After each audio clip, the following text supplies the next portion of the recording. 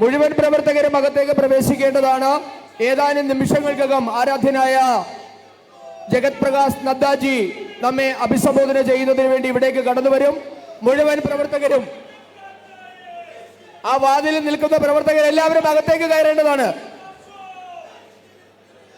എല്ലാ വാതിലുകളിൽ നിന്നും നമ്മുടെ പ്രവർത്തകർ അകത്തേക്ക് കയറി സുഗമമായ പാത ഒരുക്കണം. അവിടെ മാധ്യമ പ്രവർത്തകരും പോലീസ് ഉദ്യോഗസ്ഥന്മാരുമാണ് ഉള്ളത്. ബാക്കിയുള്ള മുഴുവൻ പ്രവർത്തകരും അകത്തേക്ക് പ്രവേശിക്കേണ്ടതാണ്.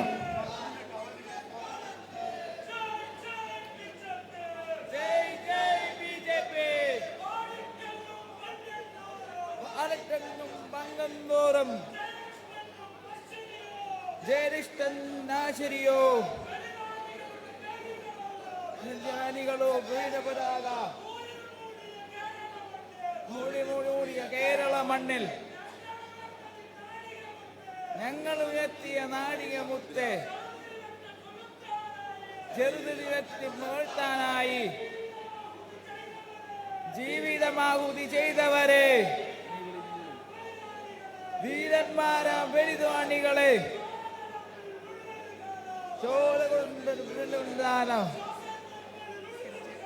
ദോഷം കൊണ്ടൊരു പണികളുടെ കാലം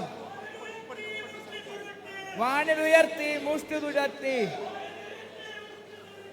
വാനിലുയർത്തി മുഷ്ടി ചുരട്ടി ഇതാ വരുന്നു തലമുറ ഞങ്ങൾ. ജയ് ജയ് ബി ജെ പി, ജയ് ജയ് നരേന്ദ്രമോദി. भारत माता के जय जय बीजेपी, जय जय भारत माता. धीर मुखर्जी दीनदयाल जी, धीर मुखर्जी दीनदयाल जी, अटल बिहारी वाजपेयी,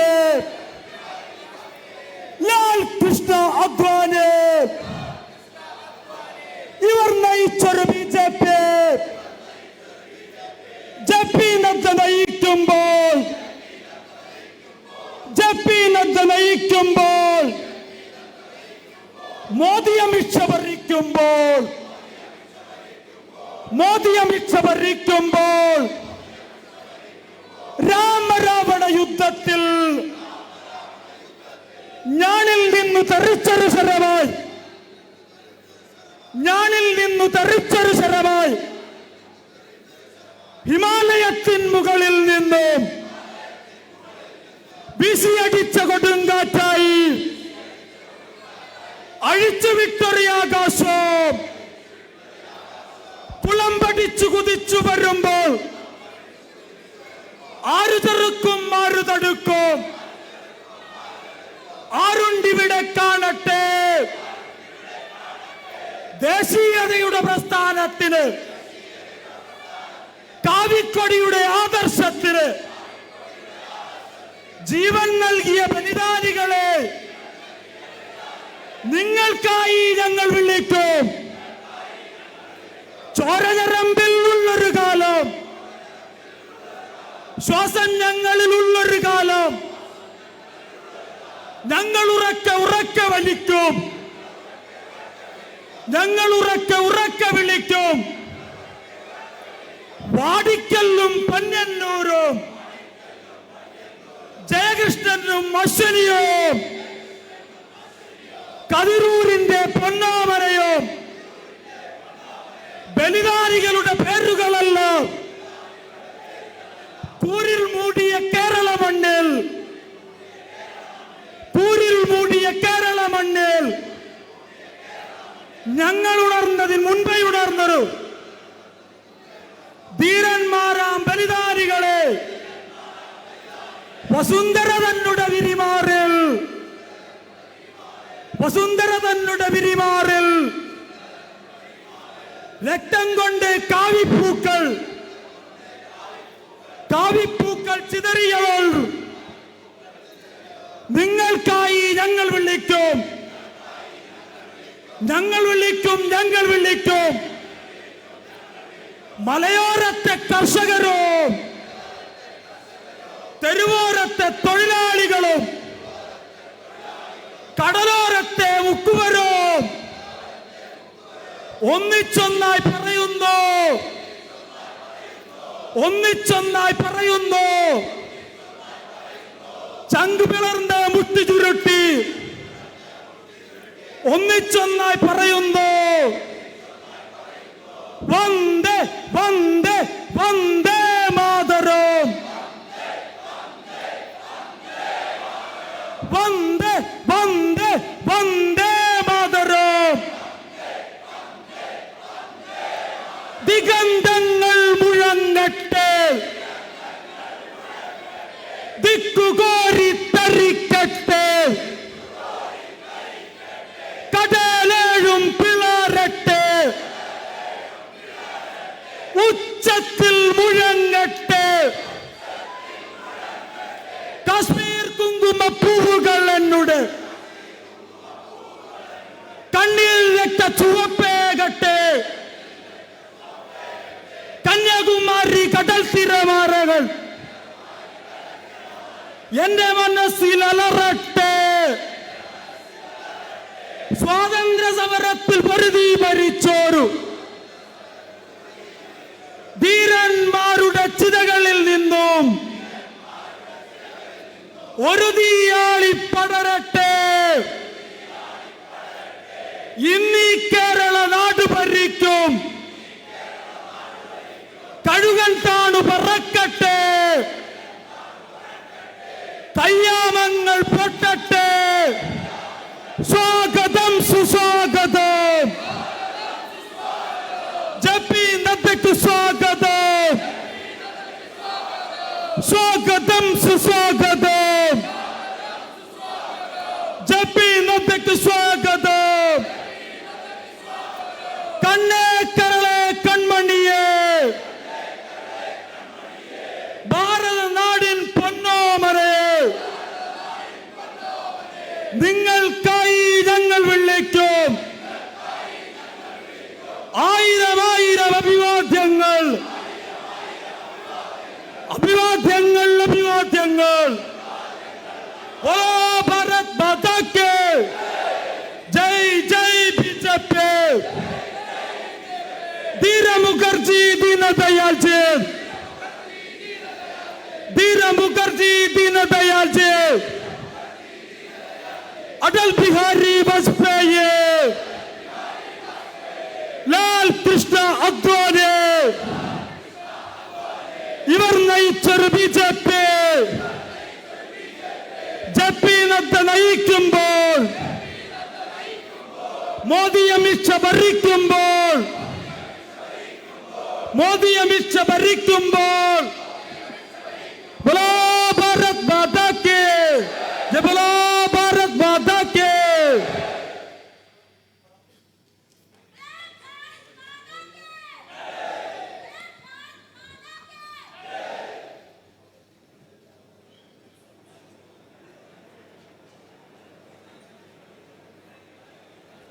भारत माता की, भारत माता की, भारत माता की.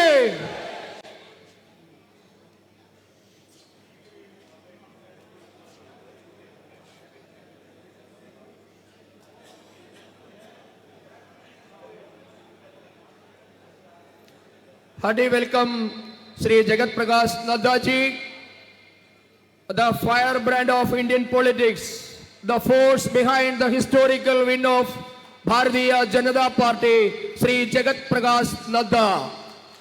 BJP Kerala welcomes you, sir, to the land of Lord Sri Padmanabha. Now I would like to Honorable State President Sri K. Surendran to garland and to receive JP Nadda ji. Now it's the time for BJP District Committee to welcome Sri Nadda ji.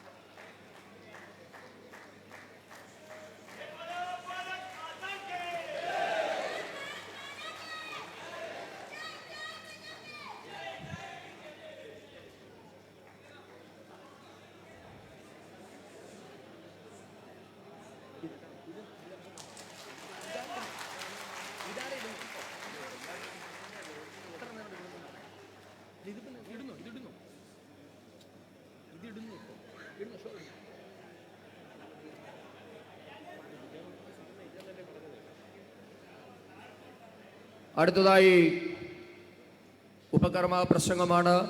അതിനായി ഭാരതീയ ജനതാ പാർട്ടിയുടെ ആരാധ്യനായ സംസ്ഥാന അധ്യക്ഷൻ K സുരേന്ദ്രനെ ക്ഷണിക്കുന്നു.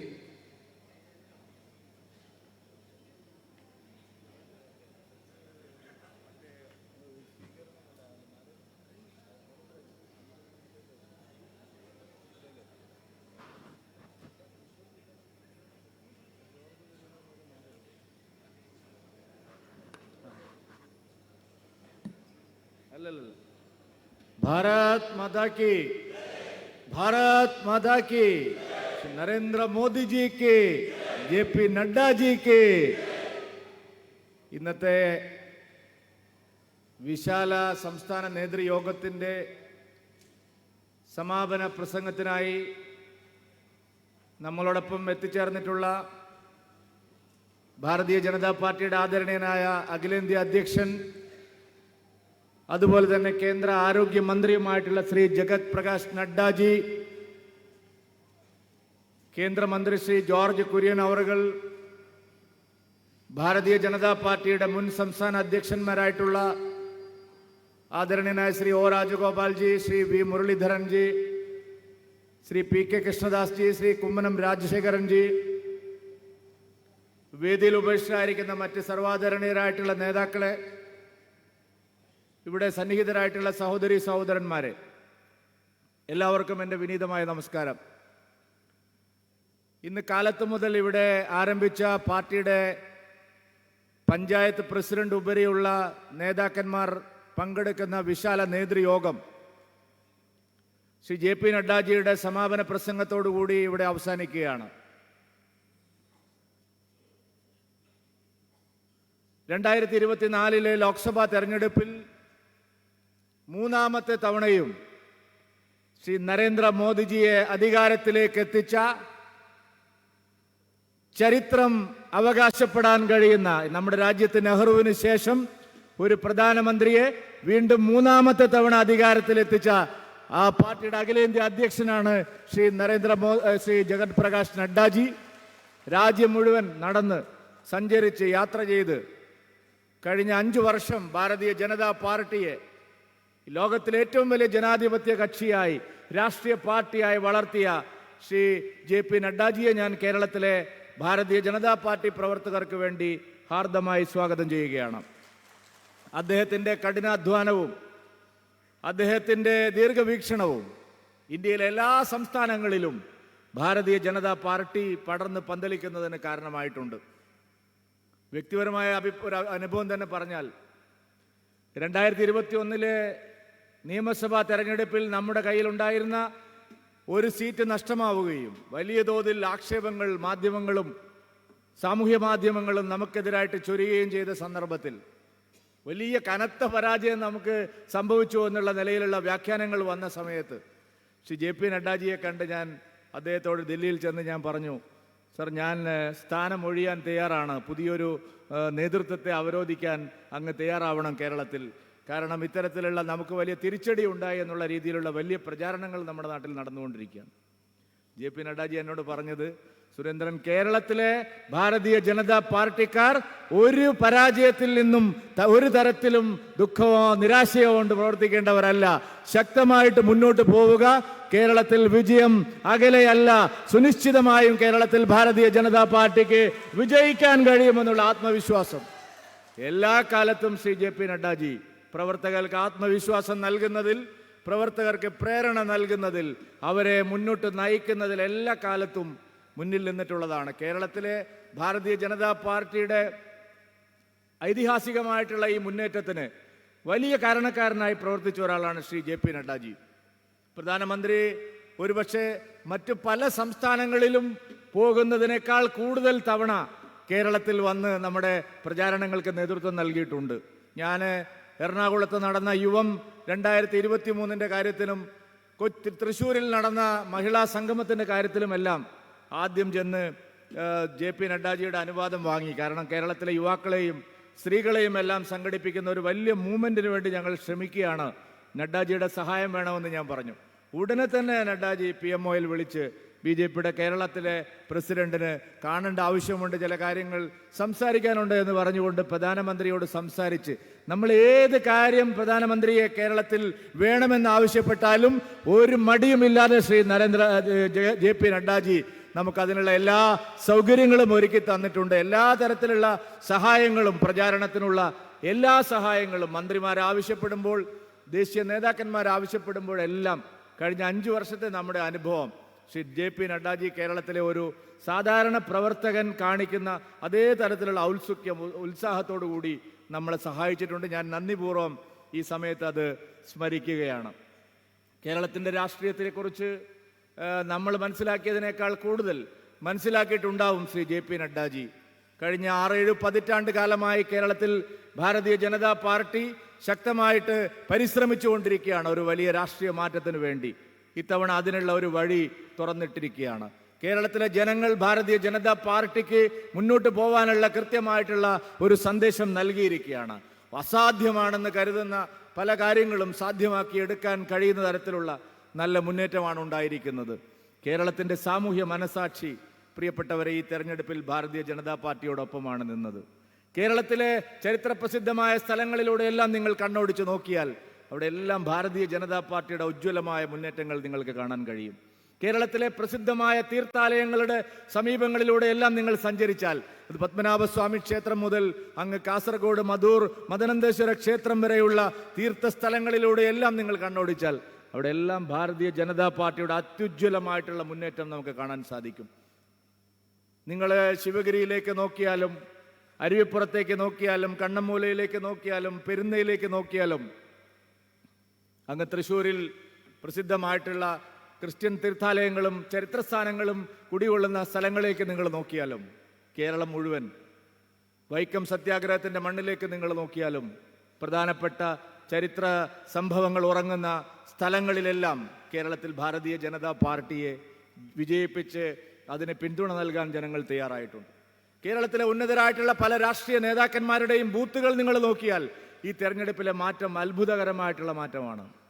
കേരളത്തിൻ്റെ മുഖ്യമന്ത്രിയായിരുന്ന Shri VS Achuthanandan വിപ്ലവത്തിൻ്റെ മണ്ണിൽ, പുന്നപ്രയിൽ, വയലാറിൽ എന്നൊക്കെ പറഞ്ഞ് നമ്മൾ വലിയ ഗാനങ്ങൾ കേട്ടിട്ടുണ്ട് ആ മണ്ണിനെ കുറിച്ച്. പുന്നപ്ര വടക്കും തെക്കും ഇത്തവണ ജയിച്ചിരിക്കുന്നത് വലിയ ഭൂരിപക്ഷത്തോടു കൂടി ഭാരതീയ ജനതാ പാർട്ടിയാണെന്ന് നിങ്ങൾ മനസ്സിലാക്കണം. ശശി തരൂർ ഏറ്റവും വലിയ 4 തവണ ജയിച്ച MP ആയിട്ടുള്ള ആളാണ്. ശശി തരൂരിൻ്റെ നാട്ടിൽ നിങ്ങൾ നോക്കിയാൽ BJP ആണ് മുമ്പിൽ വന്നിരിക്കുന്നത്. ശ്രീമാൻ AK ആന്റണി, അനിൽ ആന്റണിയുടെ പിതാവായിട്ടുള്ള ശ്രീ AK ആന്റണി മുൻ മുഖ്യമന്ത്രിയായിരുന്നു, പ്രതിരോധ വകുപ്പ് മന്ത്രിയായിരുന്നു. അദ്ദേഹം വോട്ട് ചെയ്ത ബൂത്തിൽ നിങ്ങൾ നോക്കിയാൽ ഇവിടെ BJP ആണ് ജയിച്ചിരിക്കുന്നത്. ശ്രീ ആന്റോ ആന്റണി പത്തനംതിട്ടയിൽ 4ാം തവണയും ജയിച്ച അദ്ദേഹത്തിൻ്റെ ബൂത്തിൽ BJP ആണ് ജയിച്ചിരിക്കുന്നത്. K മുരളീധരൻ്റെ രണ്ട് വീടുകൾ നിൽക്കുന്ന സ്ഥലം, പത്മജ വേണുഗോപാൽജി ഇവിടെ ഉണ്ട്, പിന്നെ നമ്മുടെ മുരളി മന്ദിരം നിൽക്കുന്ന സ്ഥലത്തും മുരളീധരൻ്റെ നടക്കാവിലെ ബൂത്തിലും ഭാരതീയ ജനതാ പാർട്ടിയാണ് ലീഡ് ചെയ്തിരിക്കുന്നത്. അങ്ങനെ എത്രയോ നേതാക്കന്മാരുടെ ബൂത്തുകളിൽ, അവരുടെ സ്ഥലങ്ങളിലെല്ലാം ഇത്തവണ BJP ആണ് ജയിച്ചിരിക്കുന്നത്. എന്തിനേറെ പിണറായി വിജയന്റെ പാറപ്പുറത്ത്, പിണറായി വിജയന്റെ ബൂത്തിൽ ഇത്തവണ ഭാരതീയ ജനതാ പാർട്ടിക്ക് 100 സീറ്റിന്റെ വർധനവാണ് ഉണ്ടായിരിക്കുന്നത്. വടക്ക് മുതൽ തെക്ക് വരെ, അത് മലയോരത്തായാലും കടലോരത്തായാലും തീരപ്രദേശത്തായാലും ഭാരതീയ ജനതാ പാർട്ടി എല്ലാ വിഭാഗം ജനങ്ങളുടെയും പിന്തുണ ആർജിച്ചുകൊണ്ടാണ് മുന്നോട്ട് പോയിട്ടുള്ളത്. ഭൂരിപക്ഷ സമുദായത്തെ ആക്ഷേപിച്ചും അവരെ ഒറ്റപ്പെടുത്തിയും വോട്ട് ബാങ്ക് രാഷ്ട്രീയം കളിക്കാൻ ശ്രമിക്കുന്നവർക്കുള്ള ശക്തമായ താക്കീതാണ് ഈ ലോക്സഭാ തെരഞ്ഞെടുപ്പ് കണ്ടത്. ക്രിസ്ത്യാനികളെയെല്ലാം വംശഹത്യ നടത്താനാണ് BJP ശ്രമിക്കുന്നതെന്നുള്ള കള്ളപ്രചാരണങ്ങൾക്കുള്ള മറുപടിയും കേരളത്തിൽ പല സ്ഥലങ്ങളിലും ഇത്തവണ ക്രൈസ്തവ സഹോദരന്മാർ നൽകിയിട്ടുണ്ട്. വർഗീയ ശക്തികളെ താലോലിച്ചും പ്രീണിപ്പിച്ചും ജനങ്ങളുടെ അടിസ്ഥാന പ്രശ്നങ്ങളിൽ ജനശ്രദ്ധ തിരിച്ചുവിടാൻ ശ്രമിച്ചവർ, വോട്ടിന് വേണ്ടിയിട്ട് കള്ളം പ്രചരിപ്പിച്ചവർക്കെല്ലാം കനത്ത താക്കീത് ഈ തെരഞ്ഞെടുപ്പ് നൽകിയിട്ടുണ്ട്. എന്തും ചെയ്ത് മുന്നോട്ട് പോകാമെന്നുള്ള ധാരണയിൽ ഇനി കേരളത്തിൽ UDF-നും LDF-നും പോകാൻ കഴിയില്ല. UDF-ഉം LDF-ഉം മാത്രമല്ല, ശക്തമായൊരു 3ാം ബദൽ ശ്രീ നരേന്ദ്രമോദിജിയുടെ നേതൃത്വത്തിലുള്ള ഭാരതീയ ജനതാ പാർട്ടി കേരളത്തിൽ വളർന്നു വരുന്നു എന്നുള്ള കൃത്യമായിട്ടുള്ള മെസ്സേജാണ് ഈ ലോക്സഭാ തെരഞ്ഞെടുപ്പ് നൽകിയിട്ടുള്ളത്. ശ്രീ JP നഡ്ഡാജിയുടെ മുമ്പിൽ നമുക്ക് ഒരുമിച്ച് പറയാൻ സാധിക്കണം. ഇവിടുത്തെ സാധാരണ പ്രവർത്തകർ, പഞ്ചായത്ത് തലം മുതലുള്ള പ്രവർത്തകർക്ക് കഴിഞ്ഞ 6 പതിറ്റാണ്ട് കാലത്തെ കഠിനാധ്വാനത്തിൻ്റെ, ത്യാഗത്തിൻ്റെ, സഹനത്തിൻ്റെ, ബലിദാനങ്ങളുടെ, പോരാട്ടങ്ങളുടെ എല്ലാം പാതയിലൂടെയാണ് നാം കടന്നു വന്ന് ഈ ഒരു ജനപിന്തുണയിലേക്ക് നമ്മൾ എത്തിയിരിക്കുന്നത്. ഇനി വിശ്രമമില്ലാത്ത നാളുകളാണ്. 2025 തദ്ദേശ തെരഞ്ഞെടുപ്പും 2026 നിയമസഭാ തെരഞ്ഞെടുപ്പും ലക്ഷ്യം വെച്ചുകൊണ്ടുള്ള ഭാരതീയ ജനതാ പാർട്ടി പ്രവർത്തകരുടെ കഠിനമായ പരിശ്രമത്തിന് മുമ്പത്തെ നിന്നുമുള്ളതുപോലെ എല്ലാവിധ പിന്തുണയും ഞങ്ങൾക്കുണ്ടാകണമേ എന്ന് മാത്രം ഇവിടെ ഈ ഉപക്രമ പ്രസംഗത്തിൽ സൂചിപ്പിച്ചുകൊണ്ട് ഒരിക്കൽ കൂടി സർവാദരണീയനായ ശ്രീ JP നഡ്ഡാജിയെ മലയാളത്തിന്റെ മണ്ണിലേക്ക്, പത്മനാഭസ്വാമിയുടെ മണ്ണിലേക്ക് ഹാർദമായി സ്വാഗതം ചെയ്തുകൊണ്ട് ഞാൻ എൻ്റെ എളിയ വാക്കുകൾ അവസാനിപ്പിക്കുന്നു. നിങ്ങൾക്ക് നമസ്കാരം. बोलो भारत माता की.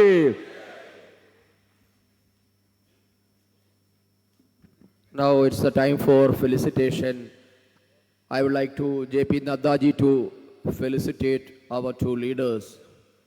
Third Narendra Modi government has gifted us with the ministership of Sri George Gurian, our honorable state general secretary. It is not only the gift to BJP Kerala but to the entire 3.5 crore Malayalis. I would like to invite Sri JP Naddaji to felicitate Sri George Kurianji, the Minister for State for Minorities and Fisheries.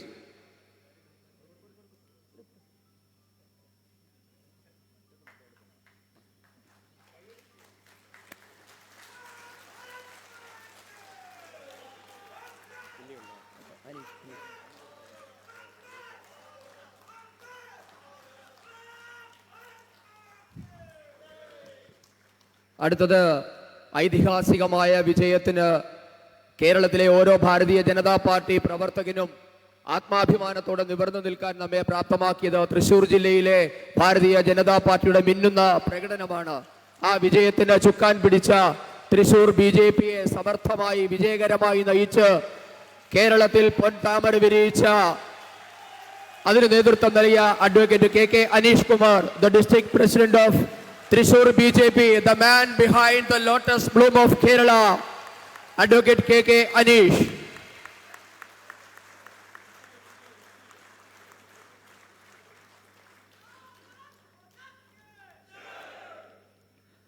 അടുത്തതായി വ്യക്തിഗീതമാണ്. വ്യക്തിഗീതം ആലപിക്കുന്നതിന് വേണ്ടി ശ്രീ ജയചന്ദ്രൻജിയെ ക്ഷണിക്കുന്നു.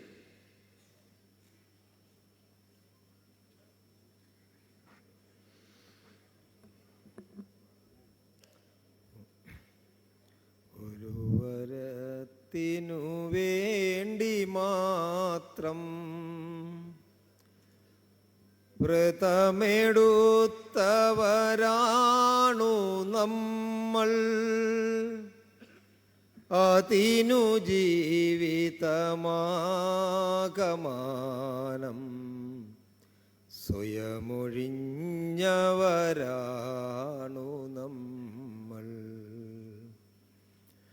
ഒരു വരത്തിനു വേണ്ടി മാത്രം ഇഷ്ടദേവതയൊന്നു മാത്രം ദിവ്യഭാരതമാതൃഭൂമി ബീജമന്ത്രമുപാസനയ്ക്കായി നാം ജപിപ്പതു സംഘമന്ത്രം. പൂക്കളായി വിടരാൻ തുടങ്ങും തരുണ കോമള ജീവിതങ്ങൾ, ബലമുദാത്ത സുശീലമെന്നീ ഗുണമീന്നവരാണു നമ്മൾ. ഒരു വരത്തിനു വേണ്ടി മാത്രം വിവിധ ഭാഷകൾ വേഷഭൂഷ സഹിതമെങ്കിലുമേകരാഷ്ട്രം, വിപുലമാണ് വിദൂരമാണെന്നാകിലും പരമേകഗോത്രം. കോടി കോടി ജനങ്ങൾ നമ്മുടെ ഉള്ളിലൊഴുകുവതേകരക്തം ഇവയിലൂന്നിയുറച്ചു നിൽക്കാൻ പ്രതിദിനം ഘടിബദ്ധർ നമ്മൾ. ഒരു വരത്തിനു വേണ്ടി മാത്രം പ്രബല ശക്തികൾ നാലുപാടും വിജയഭേരി മുഴക്കിടുമ്പോൾ ഗ്രഹഗ്രഹാന്തര യാത്ര ചെയ്തി വിപുല വിശ്വമടക്കിടുമ്പോൾ ശാസ്ത്രസിദ്ധികൾ നേടിയെങ്ങും വിസ്മയം വിരചിച്ചിടുമ്പോൾ നവയുഗ പിറവിക്കു വേണ്ടും വഴി തെളിപ്പവരാണു നമ്മൾ. ഒരു വരത്തിനു വേണ്ടി മാത്രം വ്രതമെടുത്തവരാണു നമ്മൾ. അതിനു ജീവിതമാകമാനം സ്വയമൊഴിഞ്ഞവരാണു നമ്മൾ.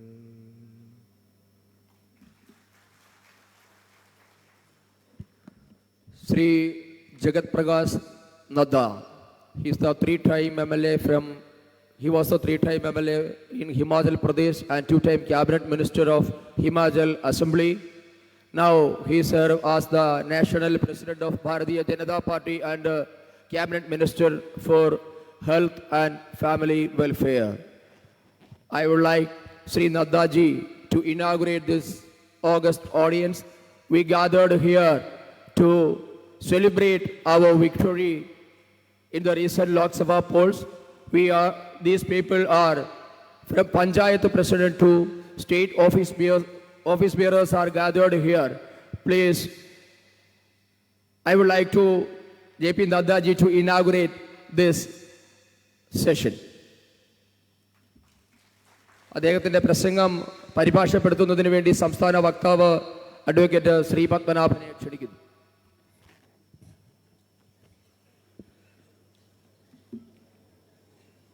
हमारे बहुत ही जुझारू और कर्मठ अध्यक्ष श्री के सुरेंद्रन जी, भारत सरकार में नव नियुक्त मंत्री और हमारे वरिष्ठ साथी जॉर्ज कुरियन जी, हमारे बहुत ही वरिष्ठ साथी और पूर्व में भारत सरकार में मंत्री रहे पूर्व अध्यक्ष श्री वी मुरलीधरन जी, हमारे राष्ट्रीय मंत्री अब्दुल्ला कुट्टी जी, हमारे राष्ट्रीय मंत्री श्री अनिल एंटनी जी, हमारे वरिष्ठ नेता जो हम सब के मार्गदर्शक रहे पूर्व अध्यक्ष पूर्व भारत सरकार में मंत्री ओ राजगोपाल जी, पूर्व अध्यक्ष और हमारे वरिष्ठ साथी कुमनम राजशेखरन जी, श्री पी के कृष्णदास जी, रमन पिल्लई जी, श्री जॉर्ज जी, सम्मानित मंच जो बड़ी संख्या में सभी उपस्थित हैं और यहाँ इतनी बड़ी संख्या में एकत्र आए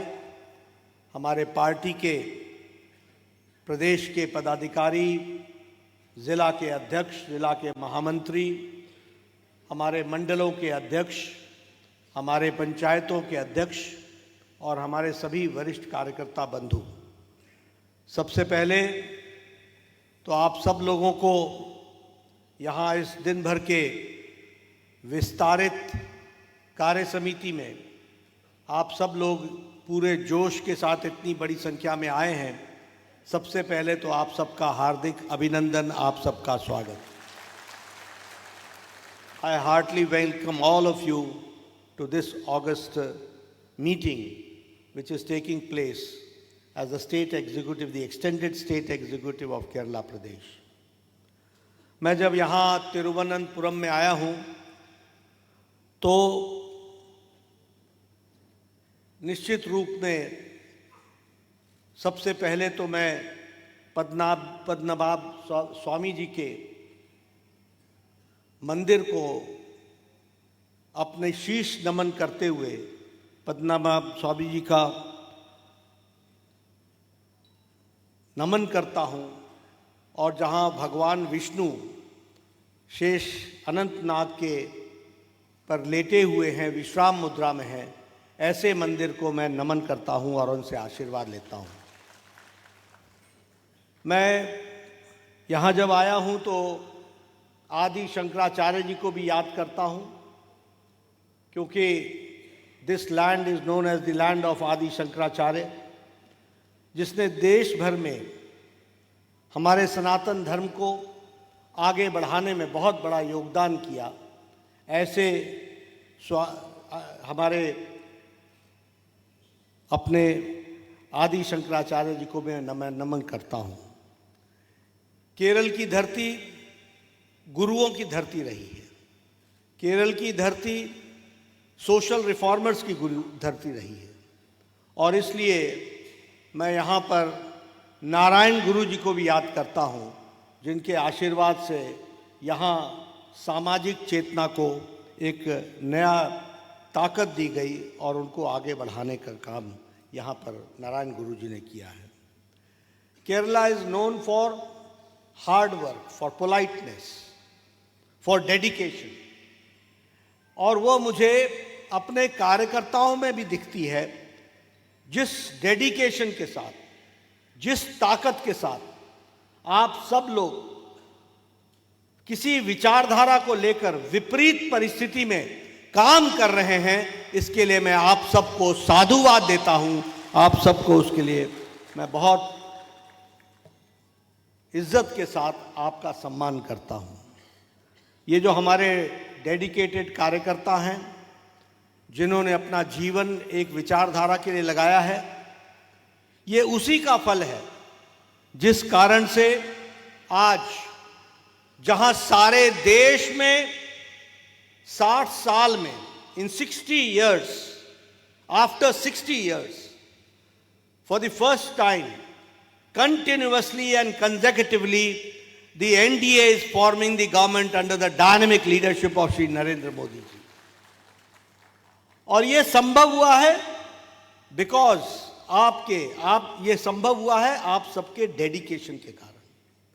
ये संभव हुआ है आप सबके, एक तरीके से कहा जाए तो विचारधारा के समर्पित होने के कारण, और उसको अमली जामा पहनाने में, उसको कार्य रूप करने में हम सबको आदरणीय प्रधानमंत्री नरेंद्र मोदी जी का नेतृत्व मिला, जिस कारण से हम उसको पूरा कर सके हैं।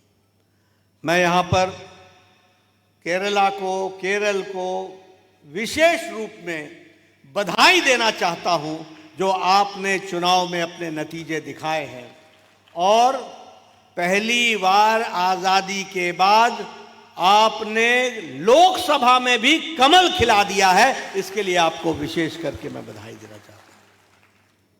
जब मैं कहता हूँ कंटिन्यूअसली एंड कंसेक्यूटिवली, हम तीसरी बार मोदी जी के नेतृत्व में सरकार बना रहे हैं, तो यह संदेश स्टेबिलिटी का भी है और कंटिन्यूटी का भी है। हम स्टेबिलिटी भी ला रहे हैं, और भारत की जनता ने स्टेबिलिटी को वोट दिया है, और भारत की जनता ने कंटिन्यूटी को भी वोट दिया है। और ये सब संभव हुआ है जिसको आपने ट्रांसलेट करने में, जनता के बीच में जाकर के उसको वोट में कन्वर्ट करने का काम किया, तो वो आप सब कार्यकर्ताओं ने किया है। इसलिए आप सबको विशेष करके मैं बधाई देना चाहता हूँ। अभी उड़ीसा के चुनाव हुए। आप सबको जानकर खुशी होगी कि भारतीय जनता पार्टी ने विशुद्ध भारतीय जनता पार्टी की सरकार बनाई। आउट ऑफ 147 सीट्स 78 सीट्स भारतीय जनता पार्टी ने जीती, और लोकसभा में 21 में 20 सीटें जीत करके हम वहां पर विजयश्री हुए। ये भी हमको ध्यान में रखना चाहिए। आंध्र प्रदेश में एनडीए ने स्वीप कर दिया, और मैं बताना चाहता हूं कि आंध्र प्रदेश साउथ इंडिया में ही आता है। कई लोग एक नैरेटिव खड़ा करते हैं, no BJP is a northern India party, northern India party. No, now we are all India party which include southern part. We are all India party. और इसलिए साउथ में भी कमल खिल रहा है और आंध्र प्रदेश में एनडीए को 164 सीट्स मिली आउट ऑफ 175. ये भी हमको ध्यान में रखना चाहिए. तेलंगाना में हम डबल हो गए, हमारी लोकसभा की सीट डबल हो गई है. और जिस तरीके से हम 2026 में केरला में इंतजार कर रहे हैं, वैसे ही तेलंगाना में भी हम जीत करके आएंगे. इस तरीके की परिस्थिति आएगी. अरुणाचल प्रदेश, ये तो कहते थे ये तो नॉर्थ ईस्ट है, यहां तो कुछ नहीं होगा. Third time consecutively Arunachal Pradesh में भारतीय जनता पार्टी की सरकार बनी है और 46 out of 60 seats 46 seats BJP को आई और 54% बीजेपी को सीट्स आई हैं. मैं बोलता रहूंगा तो आपके लिए भी दिक्कत होगी. थोड़ा मलयालम में हो जाएगा तो ठीक रहेगा. എതിരിക്കുന്ന പാർട്ടിയുടെ പുതുതായി മന്ത്രിസഭയിലേക്ക് തിരഞ്ഞെടുക്കപ്പെട്ട മന്ത്രി ശ്രീ ജോർജ് കുര്യൻജി, അധ്യക്ഷൻ ശ്രീ കെ സുരേന്ദ്രൻ, മുൻ കേന്ദ്രമന്ത്രി Shri V Muraleedharanji, Shri Abdullakutty, Shri Anil Antony, Shri O Rajagopalji, Shri Kummanam Shri P K Krishnadas, Shri Ramanpillai, കേരളത്തിലെ നേതാക്കന്മാരെ, സംസ്ഥാന നേതാക്കന്മാരെ, ജില്ലാ നേതാക്കന്മാരെ, മണ്ഡലം നേതാക്കന്മാരെ, പഞ്ചായത്ത് തല പ്രവർത്തകരെ, ഇവിടെ എത്തിച്ചേർന്നിട്ടുള്ള മറ്റെല്ലാവർക്കും എൻ്റെ ഹാർദമായ സ്വാഗതം. തിരുവനന്തപുരത്തേക്ക് ഞാൻ വരുന്ന സമയത്ത് എൻ്റെ മനസ്സിലേക്ക് ആദ്യം ഓടിയെത്തുക ശ്രീ പത്മനാഭസ്വാമി ക്ഷേത്രമാണ്. ഞാൻ ശ്രീ പത്മനാഭസ്വാമിയുടെ മുമ്പിൽ എവിടെയാണോ ഭഗവാൻ മഹാവിഷ്ണു അനന്തനാഗത്തിൻ്റെ മുകളിൽ വസിക്കുന്നത്, ആ പത്മനാഭനെ ഞാൻ നമസ്കരിക്കുകയാണ്. കേരളം ആദി ശങ്കരൻ്റെ നാടാണ്. നമുക്കറിയാം ശ്രീ ആദി ശങ്കരാചാര്യ സ്വാമികൾ ഭാരതം മുഴുവൻ സനാതന ധർമ്മത്തെ സംരക്ഷിക്കുവാൻ വേണ്ടി യാത്ര ചെയ്തത് അദ്ദേഹമാണ്. അതോടൊപ്പം കേരളം ഗുരുക്കന്മാരുടെയും സാമൂഹ്യ പരിഷ്കർത്താക്കളുടെയും നാടാണ്. ശ്രീനാരായണ ഗുരുദേവൻ ഉൾപ്പെടെയുള്ള സാമൂഹ്യ പരിഷ്കർത്താക്കൾ ഇവിടെ കേരളത്തിലെ സാമൂഹ്യ സമരസത സ്ഥാപിച്ച പ്രദേശമാണ്. കേരളം കഠിനാധ്വാനികളുടെയും അതോടൊപ്പം തന്നെ സൗമ്യ സ്വഭാവമുള്ളവരുടെയും നാടാണ്. ഈ കേരളത്തിലാണ് നമ്മൾ വിപരീത പരിതസ്ഥിതികളിൽ കഴിഞ്ഞ 60 കൊല്ലം കഷ്ടപ്പെട്ട് ഇതാ ആദ്യമായി ഈ 60 കൊല്ലം നമ്മളിതാ വലിയ വിജയം നേടിയിരിക്കുന്നു. ഈ വിജയത്തോടൊപ്പം നമുക്കറിയാം 3-ാം തവണ നരേന്ദ്രമോദിജിയുടെ നേതൃത്വത്തിലുള്ള ഗവൺമെൻറ്റും അധികാരത്തിൽ വന്നിരിക്കുന്നു. അത് സാധ്യമായത് നിങ്ങളുടെ എല്ലാവരുടെയും കഷ്ടപ്പാട് കൊണ്ടും നിങ്ങളുടെയൊക്കെ ആത്മാർത്ഥമായ പ്രവർത്തനം കൊണ്ടുമാണ്. അങ്ങനെയാണ് നമുക്ക് നരേന്ദ്രമോദിജിയുടെ വലിയ ഒരു നേതൃത്വം, ശക്തമായ നേതൃത്വവും ലഭിച്ചു. അങ്ങനെ നമ്മൾക്ക് വിജയം നേടാൻ സാധിച്ചു. ഞാൻ നിങ്ങളെ ഓരോരുത്തരെയും പ്രത്യേകം അഭിനന്ദിക്കുകയാണ്. കാരണം ചരിത്രത്തിലാദ്യമായി ഈ ലോകസഭയിൽ കേരളത്തിൽ നിന്നും ഇതാ ഒരു MP ഉണ്ടായിരിക്കുന്നു. നമ്മുടെ 3ാമത്തെ സർക്കാർ, ആ സർക്കാർ പ്രതിദാനം ചെയ്യുന്നത് തുടർച്ച മാത്രമല്ല, അത് സ്ഥിരതയും കൂടിയാണ്. സ്ഥിരതയും തുടർച്ചയും ഒത്തുചേർന്ന ഒരു സർക്കാരാണ് ഇവിടെ ഇന്ന് അധികാരത്തിൽ വന്നിട്ടുള്ളത്. അത് സാധ്യമായത് നിങ്ങൾക്ക് ജനങ്ങളുടെ മനസ്സിലുണ്ടായ വികാരത്തെ വോട്ടാക്കി നിങ്ങളുടെ പ്രയത്നത്തിലൂടെ മാറ്റാൻ സാധിച്ചതുകൊണ്ടാണ്. നമുക്കറിയാം ഒറീസയിൽ നമുക്കറിയാം BJP സർക്കാർ അധികാരത്തിൽ വന്നു. 147 സീറ്റിൽ നമുക്ക് 78 സീറ്റ് ലഭിച്ചു, 40% വോട്ട് ലഭിച്ചു. ലോകസഭയിൽ 21-ൽ 20 ലഭിച്ചു. അതിനുശേഷം ആന്ധ്ര നമുക്കറിയാം ഒരു ദക്ഷിണേന്ത്യൻ സംസ്ഥാനമാണ്. ഇവിടെ വളരെ ബോധപൂർവം ഒരു പ്രചരണം കുറച്ചു കാലമായി നടക്കുന്നു. BJP വടക്കേ ഇന്ത്യൻ പാർട്ടിയാണെന്ന്. എന്നാൽ ആന്ധ്രയുടെ വിജയത്തിലൂടെ നാം തെളിയിച്ചിരിക്കുന്നു, നമ്മൾ വടക്കേ ഇന്ത്യൻ പാർട്ടിയല്ല, നമ്മൾ ഒരു ഓൾ ഇന്ത്യ അഖിലേന്ത്യാ പാർട്ടിയാണെന്ന് നാം തെളിയിച്ചിരിക്കുന്നു. അതുപോലെ തന്നെ തെലുങ്കാനയിൽ നമ്മുടെ സീറ്റിൻ്റെ എണ്ണം ഇരട്ടിയാക്കി വർദ്ധിപ്പിക്കാൻ നമുക്ക് സാധിച്ചിരിക്കുന്നു. അതുപോലെ തന്നെ അരുണാചൽ പ്രദേശ് അങ്ങ് വടക്ക് കിഴക്ക് ദൂരെ കിടക്കുന്ന സംസ്ഥാനമാണ്. അവിടെ 60-ൽ 46 സീറ്റും 60% വോട്ടുമാണ് BJP നേടിയിരിക്കുന്നത്. मित्रों, जब मैं यहाँ आपसे चुनाव की चर्चा कर रहा हूँ तो मैं ये कहना चाहता हूँ कि कर्नाटक में भी भारतीय जनता पार्टी और NDA ने चुनाव को लोकसभा में स्वीप किया। मैं बताना चाहता हूँ कि तमिलनाडु में भी हमारा वोट शेयर 11.4% पहुँच गया है and days are not far when we will be having a good presence in Tamil Nadu also, that I would like to share. मैं जब यहाँ केरल में आया हूँ तो पद्मनाभ स्वामी जी के आशीर्वाद से ये बताना चाहता हूँ कि केरला में भी त्रिशूर में हम 75,000 वोट से लीड लेकर के चुनाव जीते हैं और हम आगे आए हैं। हम यह भी मानते हैं कि तिरुवनंतपुरम में और अटिंगल में हमारी हार नहीं हुई है, जीत है। इस बात को भी हमको समझना चाहिए और हम देख रहे हैं आने वाले समय में विधानसभा में तो आप सब लोग आगे आएंगे, लेकिन लोकसभा में भी ये सीटें हम जीत करके आएंगे, ये हमारे को पूरा विश्वास है। मैं आपसे जब चर्चा कर रहा हूँ तो मैं ये भी बताना चाहता हूँ कि 6 म्यूनिसिपैलिटीज़ में भारतीय जनता पार्टी ने आज बढ़त ले ली है। इसलिए आप सब कार्यकर्ता जो ज़मीन से जुड़े हुए हैं, जो धरती पर काम कर रहे हैं, उनको मेरा साधुवाद भी है, शाबाशी भी है और नए कीर्तिमान स्थापित करने के लिए केरला तैयार हुआ है। इसके लिए भी मैं आपको शुभकामनाएं देता हूं। जहां तक म्यूनिसिपैलिटीज़ का सवाल है, चाहे पलाकाड हो, चाहे गुरुवायूर हो, हरिपाद हो, वरक्का हो, अटिंगल हो, सभी जगह की म्यूनिसिपैलिटीज़ हमने जीती हैं और म्यूनिसिपल कॉरपोरेशन में भी तिरुवनंतपुरम में और त्रिशूर में हम विजयश्री हुए हैं। ये भी हमको ध्यान में रखना चाहिए। भारतीय जनता पार्टी ने तिरुवनंतपुरम में 36% वोट शेयर लिया। 36%, ये छोटी घटना नहीं है, बहुत बड़ी जीत है। और मैं कई बार कहता हूँ, कई बार जीत करके भी हारते हैं और कई बार हार करके भी जीतते हैं। ये हारने में भी जीत है, इसको हमको ध्यान में रखना है।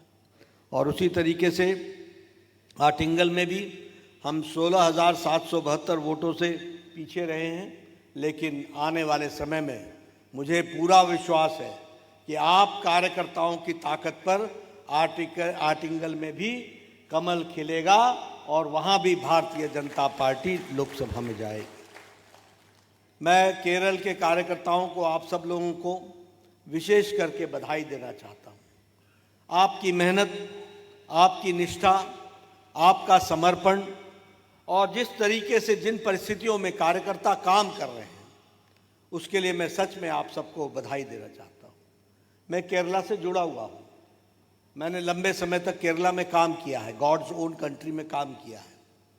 और कासरगोड से लेकर के तिरुवनंतपुरम तक कोई ज़िला नहीं है जहाँ मैं नहीं गया और कोई ज़िला नहीं है जहाँ मैंने रात नहीं बिताई और मैं कार्यकर्ताओं से नहीं मिला। मैं एक बात कह सकता हूँ कि आप लोग बहुत विपरीत परिस्थिति में काम कर रहे हैं, बहुत विपरीत परिस्थिति। मुझे मालूम है किसी को पद जाने का खतरा हो सकता है, किसी को कोई उसके जीवन यापन में तकलीफ आ सकती है, लेकिन केरला में जो कार्यकर्ता काम करता है वह एक समय में उसको पद का नहीं, उसको जान का खतरा था, तब भी उसने भारतीय जनता पार्टी का कमल बनाए रखा, उसको आगे बढ़ाए रखा। इसके लिए मैं विशेष करके आप सबको बधाई भी देता हूं और आप सबको साधुवाद भी देता हूं। मैं यहाँ कांग्रेस के लोग आजकल बहुत खुशियां मना रहे हैं कि बड़ी जीत हुई, बड़ी जीत हुई, बड़ी जीत हुई। कई लोगों को मैथमेटिक्स नहीं आता, उनको मैं मैथमेटिक्स समझाना चाहता हूं। कांग्रेस पार्टी को जितने एमपी 2014 में मिले, जितने एमपी 2019 में मिले और जितने एमपी उनको 2024 मिले, सबको जोड़ लें तब भी बीजेपी से 2024 के एमपी से कम आते हैं। और ये अपने आप को इस तरीके से, मैं चुनाव की गणित को आपको बताना चाहता हूं। इंडियन नेशनल कांग्रेस 13 राज्यों में, 13 स्टेट्स में जीरो है, zero. Not even a single Lok Sabha seat is with Congress party in 13 states. और एक और बात बताना चाहता हूं कि कांग्रेस अपने वोटों पर नहीं जीती है। कांग्रेस रीजनल पार्टी के वोट से वह अपनी ताकत लेती है। हमारे हिंदी में शब्द कहते हैं परजीवी, यानी अपने से नहीं जीते हैं, दूसरे की ताकत पर जीते हैं। अंग्रेजी में शब्द है पैरासाइट्स। ये बेल की तरह, लता की तरह चढ़ते हैं। इनको अपने से ताकत नहीं मिलती, ये दूसरे से ताकत लेते हैं। और इसके बारे में अगर मैं आपको बताऊं तो मैं आपको बताना चाहता हूं कि गुजरात, छत्तीसगढ़, मध्य प्रदेश, यहां जहां इनकी सीधी बीजेपी से टक्कर हुई, out of 64 seats only 2 seats they could get, 62 seats were with Bharatiya Janata party. यह परिस्थिति आ करती थी। जहां ये खुद लड़ते हैं इनका स्ट्राइक रेट 26% है, और जहां ये परजीवी बन करके लड़ते हैं वहां इनका वोट परसेंटेज 50% आ जाता है। वह भी हम सबको ध्यान में रखना चाहिए कि उनका स्ट्राइक रेट 50% आ जाता है। यह बैसाखियों पर चलने वाली पार्टी है। आप देखिए, अब आप जहां वेस्ट बंगाल में इनको regional party TMC, Trinamool Congress का सपोर्ट नहीं मिला, और नहीं मिला तो पिछली बार का विपक्ष में का ग्रुप का नेता भी चुनाव हार गया और कांग्रेस को बिग जीरो मिला। यह भी हमको ध्यान में रखना चाहिए। और वहां लड़ाई हुई तो सीधे बीजेपी की तृणमूल कांग्रेस के साथ हुई। अगर यूपी में लड़ते हैं तो सीधे लड़ाई बीजेपी की समाजवादी पार्टी से होती है। तो ये बात हमको समझ लेनी चाहिए कि यह ऐसी पार्टीज हैं जो बैसाखियों पर खड़ी हैं। They are standing on the crutches, they are not standing on their own feet, and they take support of the regional party and then they make their all India presence. That we have to understand. और इनको इसी तरीके से देखने को मिलता है। और सबसे बड़ी इंटरेस्टिंग बात तो मुझे यहाँ दिखती है कि डी राजा की पत्नी यहाँ लड़ती हैं और डी राजा दिल्ली में गलबाइयाँ करते हैं आपस में। यहाँ नूरा कुश्ती और वहाँ दोस्ती। ये ideologically bankrupt party Congress and communist, ये दोनों का नतीजा है। ये हमको समझना चाहिए। एंड आइडियल एग्जाम्पल हमको देखने को केरल में मिलता है। वायनाड में डी राजा जी की पत्नी लड़ी थी ना, और दिल्ली में डी राजा राहुल के बगल में बैठ करके ऐसे से हिला रहा था ना हाथ। Look at the ideological bankruptcy. इनका वैचारिक रूप में ये कितने गिर चुके हैं। इनको सिर्फ कुर्सी चाहिए। No ideology. ये लेफ्टिस्ट बोलते थे कि we are an ideological party. See their ideology, look at their ideology. क्या स्थिति आकर के खड़ी हो गई है। और इसलिए मैं ये कहूंगा, इनकी कोई विचारधारा नहीं है। इनकी विचारधारा है ये इंडी अलायंस की, जिसमें कम्युनिस्ट भी आते हैं, जिसमें कांग्रेस भी आती है। इनकी विचारधारा है भ्रष्टाचार, भाई भतीजावाद, वंशवाद। और कम्युनिस्ट पार्टी भी अब इससे बची नहीं है, वो भी वंशवाद हो गई। They are also promoting their own sons and daughters, maybe in corruption only, but yes they are promoting their daughters and sons. आप मेरा इशारा समझ रहे होंगे। ये इस तरीके के लोग हैं। और उसी तरीके से अगर हम देखें तो यहां पर मुझे बहुत गजब लगा कि वायनाड के चुनाव में राहुल गांधी ने कांग्रेस पार्टी के झंडे नीचे कर दिए और मुस्लिम लीग का झंडा ऊपर कर दिया। एम आई करेक्ट और नॉट? जरा जोर से बोलो, सुनता कम है। तो ये क्या है? ये कुर्सी के खातिर आइडियोलॉजिकल बैकग्राउंड, आइडियोलॉजिकल बैंकरप्सी। सत्ता के लिए अपने झंडे को भी नीचे कर देंगे। और मैं अभी इससे पहले परसों जम्मू में था। हम कहते हैं श्रीनगर हो, कश्मीर हो या कन्याकुमारी, अपना देश अपनी माटी, हम एक बात लेकर के चलते हैं। और ये लोग अपने झंडे को, यहां बैठा कोई भी व्यक्ति अपना जीवन सर्वस्व लुटा देगा लेकिन कमल को कभी नीचे नहीं लगने देगा, ये हमारी ताकत है। लेकिन ये लोग अपने झंडे को भी नीचे कर देते हैं। और किसका झंडा उठाते हैं? जिसने भारत मां को दो टुकड़े करने के लिए जिसका एजेंडा था मुस्लिम लीग, उसका झंडा उठा लेते हैं और बोलते हैं भारत जोड़ो यात्रा। तोड़ने में कोई कसर नहीं छोड़ते और जोड़ने की बात करते हो। यह वैचारिक दृष्टि से, मानसिक दृष्टि से ये बैंक करप्ट हो चुके हैं। इस बात को हमको ध्यान में रखना चाहिए। और इसीलिए हम कहेंगे अराजकता, भ्रष्टाचार, वंशवाद, यही इनका उद्देश्य है। इसी को ये लेकर के चले हैं, ये हम सबको समझ लेना चाहिए। दूसरी ओर भारतीय जनता पार्टी है। मित्रों, मैं आप सबको बोलना चाहता हूं, चाहे ऊपर बैठे हैं या नीचे सब लोग बैठे हैं, we are very privileged that we are in Bharatiya Janata Party. There are 1500 political parties, small and big in the country. 1500 पार्टियां हैं, छोटी और बड़ी। लेकिन आइडियोलॉजिकल पार्टी, वैचारनिष्ठ पार्टी अगर कोई पार्टी है तो वो भारतीय जनता पार्टी है। ये बात हमको ध्यान में रखना। और फिर मैं कहने के लिए नहीं कह रहा हूं, आपका संबंध, भारतीय जनसंघ का संबंध बहुत गहरा है हमारे केरल से।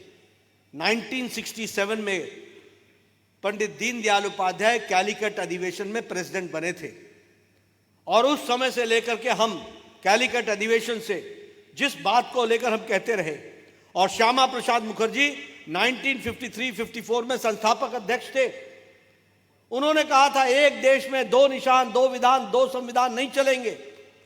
और मुझे खुशी है कि जब जब देश का कॉल आया, केरला के लोग भी, जिन्होंने कभी कश्मीर नहीं देखा था, लेकिन कश्मीर के खातिर वो लाल चौक तक गए और उन्होंने उस लड़ाई को लड़ा। और जो बात 1953 में श्यामा प्रसाद मुखर्जी ने कही थी, उसको 2019 के 5 और 6 अगस्त को प्रधानमंत्री मोदी जी की इच्छा शक्ति ने और अमित शाह की रणनीति ने आर्टिकल 370 को एब्रोगेट कर दिया, धाराशाही कर दिया। अब एक देश में एक निशान, एक विधान, एक प्रधान हो गया। यह हमारा आइडियोलॉजिकल कमिटमेंट है। नो अदर पॉलिटिकल पार्टी है। 1987-88 में पालमपुर में हमने प्रस्ताव पारित किया कि हम राम मंदिर का रास्ता प्रशस्त करेंगे इन 1987-88 और हम उस लड़ाई को लड़ते रहे। 2024 के 20 जनवरी को प्रधानमंत्री मोदी जी ने भव्य राम मंदिर के राम लल्ला का प्राण प्रतिष्ठा की, वो भी हम सब लोगों ने देखा। और इसीलिए पंडित दीनदयाल उपाध्याय सेड, यहाँ लेफ्ट लोग आपसे, यहाँ पर आपके केरल में आपके लेफ्ट लोग पूछते हैं what is your economic agenda, what is your economic agenda. अपने कम्युनिस्टों को इकोनॉमिक्स का ई भी नहीं मालूम और चैंपियन बनते हैं इकोनॉमिक रेंज। पंडित दीनदयाल उपाध्याय ने कहा एकात्म मानववाद। When in 1977 we came in power, we translated it in Antoday, and when Modi ji came in power in 2014, we developed the ideology सबका साथ, सबका विकास, सबका विश्वास, सबका प्रयास। तुम जो इकोनॉमिक्स की ई नहीं जानते, वो इकोनॉमिक एजेंडा की बात करते हो। We are the only ideological based party और आइडियोलॉजिकल दृष्टि से काम करने का काम हम लोगों ने लिया। वी आर दी कार्डर बेस्ड पार्टी। और जब हम कार्डर बेस्ड पार्टी कहते हैं तो 18 करोड़ हमारे मेंबरशिप है। हमारे लगभग 1,16,000 हमारे शक्ति केंद्र के प्रमुख हैं और हमारे 6,80,000 बूथ पर अध्यक्ष हैं। 10,40,000 बूथों में हमारी समिति बनने का काम चल रहा है। We are the largest political party not only in the country but in the world we are the largest political party.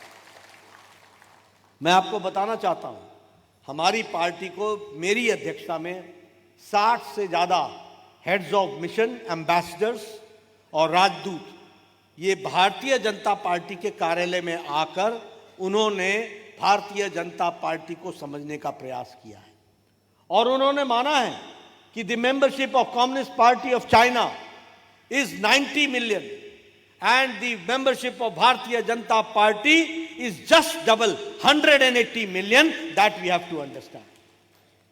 और इसलिए भारतीय जनता पार्टी एक कैडर बेस्ड पार्टी भी है, हमारी मास फॉलोइंग भी है। हम आज 17 स्टेट्स में हमारी एनडीए की सरकार है, इन 17 स्टेट्स, और 12 स्टेट्स में विशुद्ध भारतीय जनता पार्टी की सरकार है।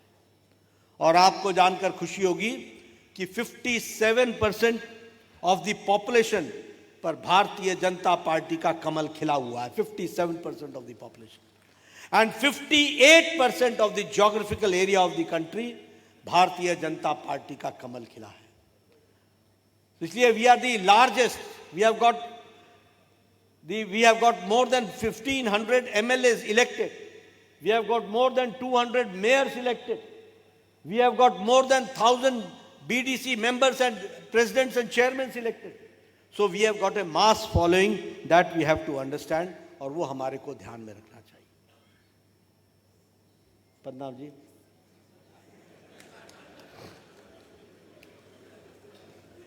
I'm sorry I'm taking your time, but കർണാടകയിൽ ഭാരതീയ ജനതാ പാർട്ടി ഇത്തവണ വലിയ വിജയം നേടി. തമിഴ്നാട്ടിൽ നമ്മൾ ഒറ്റയ്ക്ക് മത്സരിച്ചിട്ട് 12.4% വോട്ട് ലഭിച്ചു. ഒരു കാര്യം ഞാൻ ഉറപ്പിച്ചു പറയാം, നമ്മൾ തമിഴ്നാട്ടിൽ നാളെ വലിയ വിജയം നേടും, ഒരു സംശയവും വേണ്ട. കേരളത്തിൽ ശ്രീ പത്മനാഭസ്വാമിയുടെ അനുഗ്രഹത്താൽ നമുക്ക് തൃശ്ശൂരിൽ 75,000 വോട്ടിന് നമുക്ക് ജയിക്കാൻ സാധിച്ചു. ആറ്റിങ്ങലിലും തിരുവനന്തപുരത്തും നമ്മൾ പരാജയപ്പെട്ടെങ്കിലും ആ പരാജയത്തിന് വിജയത്തിൻ്റെ മഹത്വമുണ്ടായിരുന്നു. വരാൻ പോകുന്ന അസംബ്ലി തെരഞ്ഞെടുപ്പിൽ നമുക്ക് വിജയിക്കാൻ സാധിക്കണം. കാരണം നമ്മൾ 6 മുനിസിപ്പാലിറ്റികളിൽ ഇപ്പോൾ മുന്നിട്ട് നിൽക്കുകയാണ്. ഞാൻ കേരളത്തിലെ പ്രവർത്തകരെ ഈ ഒരു പ്രകടനത്തിന് അഭിനന്ദിക്കുകയാണ്. നമുക്കറിയാം, തിരുവനന്തപുരത്ത് 36% വോട്ട് നമുക്ക് ലഭിച്ചു. ഇത് വിജയത്തോളം തുല്യമായ ഒരു നേട്ടമാണ്. ആറ്റിങ്ങലിൽ നമ്മൾ പരാജയപ്പെട്ടത് 16,000 വോട്ടിന് മാത്രമാണ്.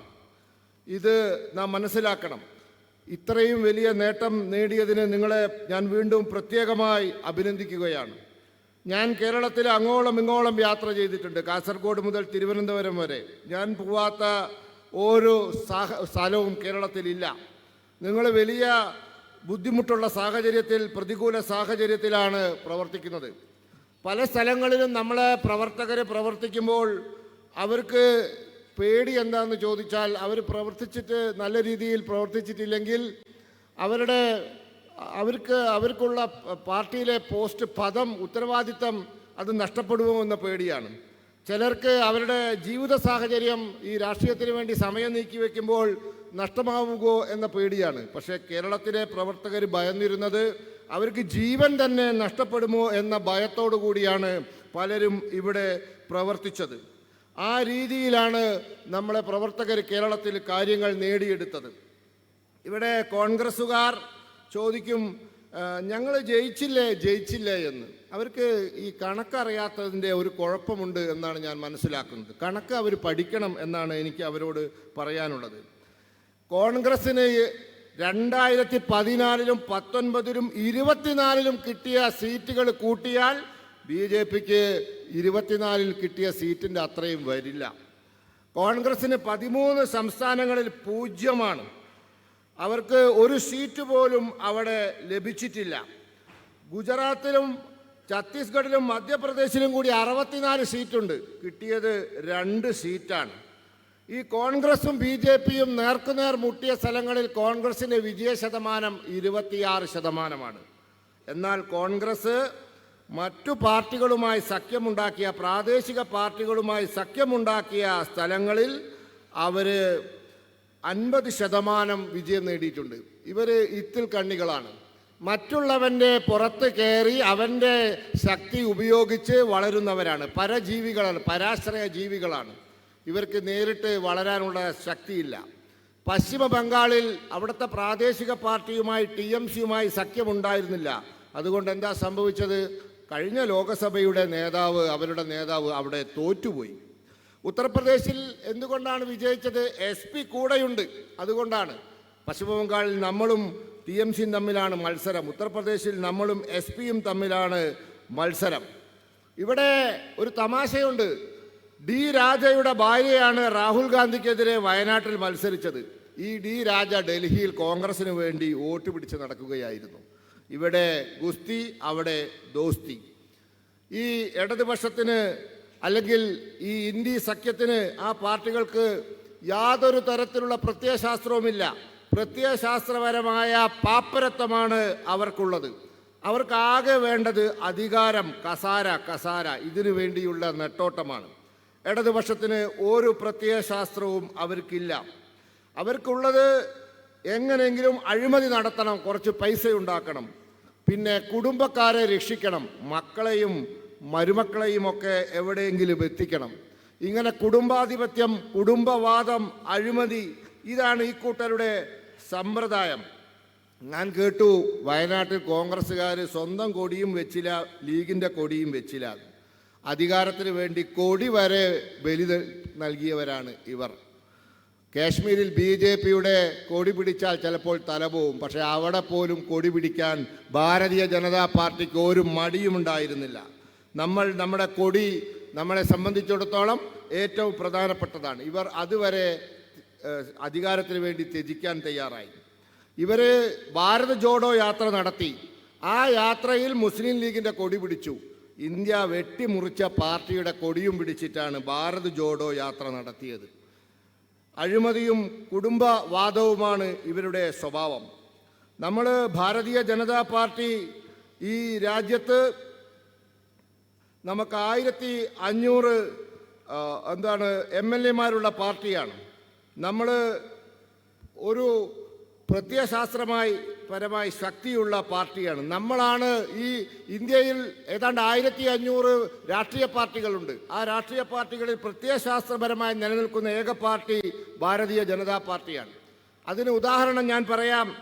1967 ഇവിടെ കോഴിക്കോട് കേരളത്തിൽ വെച്ചിട്ടാണ് പണ്ഡിറ്റ് ദീൻദയാൽ ഉപാധ്യായ ജനസംഘത്തിൻ്റെ അഖിലേന്ത്യാ അധ്യക്ഷനായത്. അതിനു മുമ്പ് ഡോക്ടർ ശ്യാമപ്രസാദ് മുഖർജി, ഈ ജനസംഘത്തിൻ്റെ നേതാവ്, ഒരു മുദ്രാവാക്യം വിളിച്ചു. അത് ഏക് ദേശ് മേ ദോ വിധാൻ, ഏക് ദേശ് മേ ദോ പ്രധാൻ, ഏക് ദേശ് മേ ദോ നിശാൻ, നഹി ചലേഗി എന്ന്. അത് 1953 വിളിച്ചതാണ്. എന്നാൽ 2019 ഓഗസ്റ്റ് മാസം 5-ാം തീയതി നമ്മൾ ആ മുദ്രാവാക്യം യാഥാർത്ഥ്യമാക്കി. 370-ാം വകുപ്പ് നമ്മളെടുത്ത് ദൂരെ കളഞ്ഞു. നമുക്ക് മാത്രമേ ഇത് സാധിക്കുള്ളൂ. 1987 പാലംപൂരിൽ വെച്ച് നടന്ന BJPയുടെ ദേശീയ നിർവാഹക സമിതി യോഗത്തിൽ നമ്മൾ ശ്രീരാമ ജന്മഭൂമിയിൽ ക്ഷേത്രം പണിയുമെന്ന് പറഞ്ഞു. 2024 ജനുവരി 22-ാം തീയതി നമ്മൾ ശ്രീരാമ ജന്മഭൂമിയിൽ അതിമനോഹരമായ ഒരു ക്ഷേത്രം നമ്മൾ സ്ഥാപിച്ചു. ഇടതുപക്ഷം ചോദിക്കും നമ്മളോട്, നിങ്ങളുടെ സാമ്പത്തിക നയപരിപാടി എന്താണ് എന്ന്. നമ്മുടെ സാമ്പത്തിക നയപരിപാടി പണ്ഡിറ്റ് ദീൻദയാൽ ഉപാധ്യായ പറഞ്ഞ ഏകാത്മ മാനവ ദർശനമാണ്. നമ്മൾ വെറുതെ പറഞ്ഞതല്ല. അധികാരം കിട്ടിയപ്പോൾ നമ്മൾ അന്ത്യോദയ പദ്ധതി നടപ്പിലാക്കി. സബ്കാ സാത്ത്, സബ്കാ വികാസ്, സബ്കാ വിശ്വാസ്, സബ്കാ പ്രയാസ് എന്നുള്ളത് നമ്മൾ ഈ രാജ്യത്ത് നടപ്പിലാക്കി. ഈ രാജ്യത്തെ ഏക സൈദ്ധാന്തികപരമായി അടിത്തറയുള്ള പാർട്ടി നമ്മളാണ്. 18 കോടി അംഗങ്ങളുണ്ട്. 6,80,000 ബൂത്ത് അധ്യക്ഷന്മാരുണ്ട്. 1,40,40,000 ശക്തി കേന്ദ്ര സംവിധാനങ്ങളുണ്ട്. 10,40,40,000 ബൂത്തിലേക്ക് കൂടി നമ്മൾ നമ്മുടെ ബൂത്ത് സമിതി രൂപീകരിക്കാനുള്ള പ്രയാസത്തിലാണ്. അത്രയും ശക്തമായ പ്രവർത്തനമാണ് നമ്മൾ നടത്തുന്നത്. വിദേശ രാജ്യങ്ങൾ നമ്മളെയാണ് അംഗീകരിക്കുന്നത്. വിദേശ നയതന്ത്ര പ്രതിനിധികൾ ഇന്ത്യയിൽ വന്നാൽ അവർ കാണാൻ വരുന്നത് BJPയാണ്. അവർ നമ്മളെയാണ് സന്ദർശിക്കുന്നത്. ചൈനീസ് കമ്മ്യൂണിസ്റ്റ് പാർട്ടി വരെ നമ്മളെയാണ് വന്ന് കാണുന്നത്. നമുക്ക് 17 സർക്കാരുകളുണ്ട് NDAക്ക്, BJPക്ക് മാത്രം 12 സർക്കാരുകളുണ്ട്. 57% ജനങ്ങൾ BJP ഭരണത്തിലാണ്. 58% ഭൂപ്രദേശം അത് നമ്മുടെ ഭരണത്തിലാണ്. 1500 MLA മാരുണ്ട്. 10,000-ലധികം വാർഡ് മെമ്പർമാരും ബ്ലോക്ക് അധ്യക്ഷന്മാരും അങ്ങനെ ചെറിയ ജനപ്രതിനിധികളായി നമുക്ക് അത്രയും ആളുകളുണ്ട്. ഏറ്റവും കൂടുതൽ ജനകീയ അടിത്തറയുള്ള പാർട്ടി നമ്മുടേതാണ്. मित्रों, मैं आपको ज़्यादा देर अपने वक्तव्य से तकलीफ़ नहीं दूंगा, लेकिन मैं एक विषय आपके सामने रखना चाहता हूँ।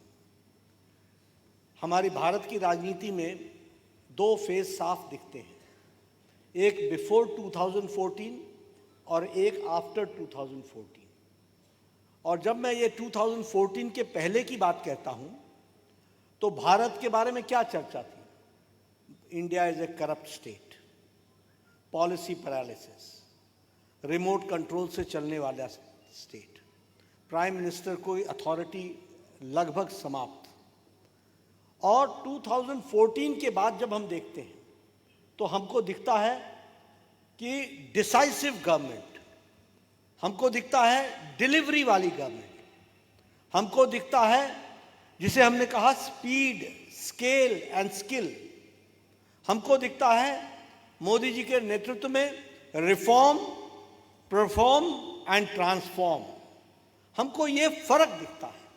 और मैं हमेशा कहता हूं, in politics you should know the evil of darkness, you should understand, and then only you will have respect for light. ये भी हमको समझना चाहिए। जब तक आपको अमावस्या की त्रासदी समझ में नहीं आएगी तब तक आपको पूर्णमासी के प्रति आदर नहीं पैदा होगा। इसलिए we have to see the dark days before 2014 to understand the good days after 2014, that we have to understand. और इसीलिए मैं कहूँगा, एक समय में भारत के प्रधानमंत्री बोलते थे, मैं देश का 1 रुपया भेजता हूँ तो 85 पैसे रास्ते में ही खर्च हो जाते हैं, 15 पैसे ही मिलते हैं लोगों को। और आज मोदी जी के नेतृत्व में जैम के आधार पर, जनधन, आधार कार्ड और हमारे मोबाइल फोन के कारण आज 1 रुपया भी भेजा जाता है तो वह 1 रुपया सीधे DBT के माध्यम से डायरेक्ट उसके इन्वेस्टमेंट के कारण और वो डिसबर्समेंट के कारण वो बेनिफिट को मिलता है, बेनिफिशियरी को मिलता है। ये बात हमको समझने की है। और इसलिए मैं ये कहना चाहूँगा कि आज देश मोदी जी के नेतृत्व में तीव्र गति से आगे बढ़ रहा है। मैं यहाँ आपसे ये भी शेयर करना चाहता हूँ, आप लोग जानते हैं कि प्रधानमंत्री मोदी जी ने प्रधानमंत्री गरीब कल्याण अन्न योजना चलाया है। 80 crore people are getting 5 kilo wheat और 5 kilo rice and 1 kilo of pulses dal. 80 crore people. उसका फर्क क्या पड़ा है?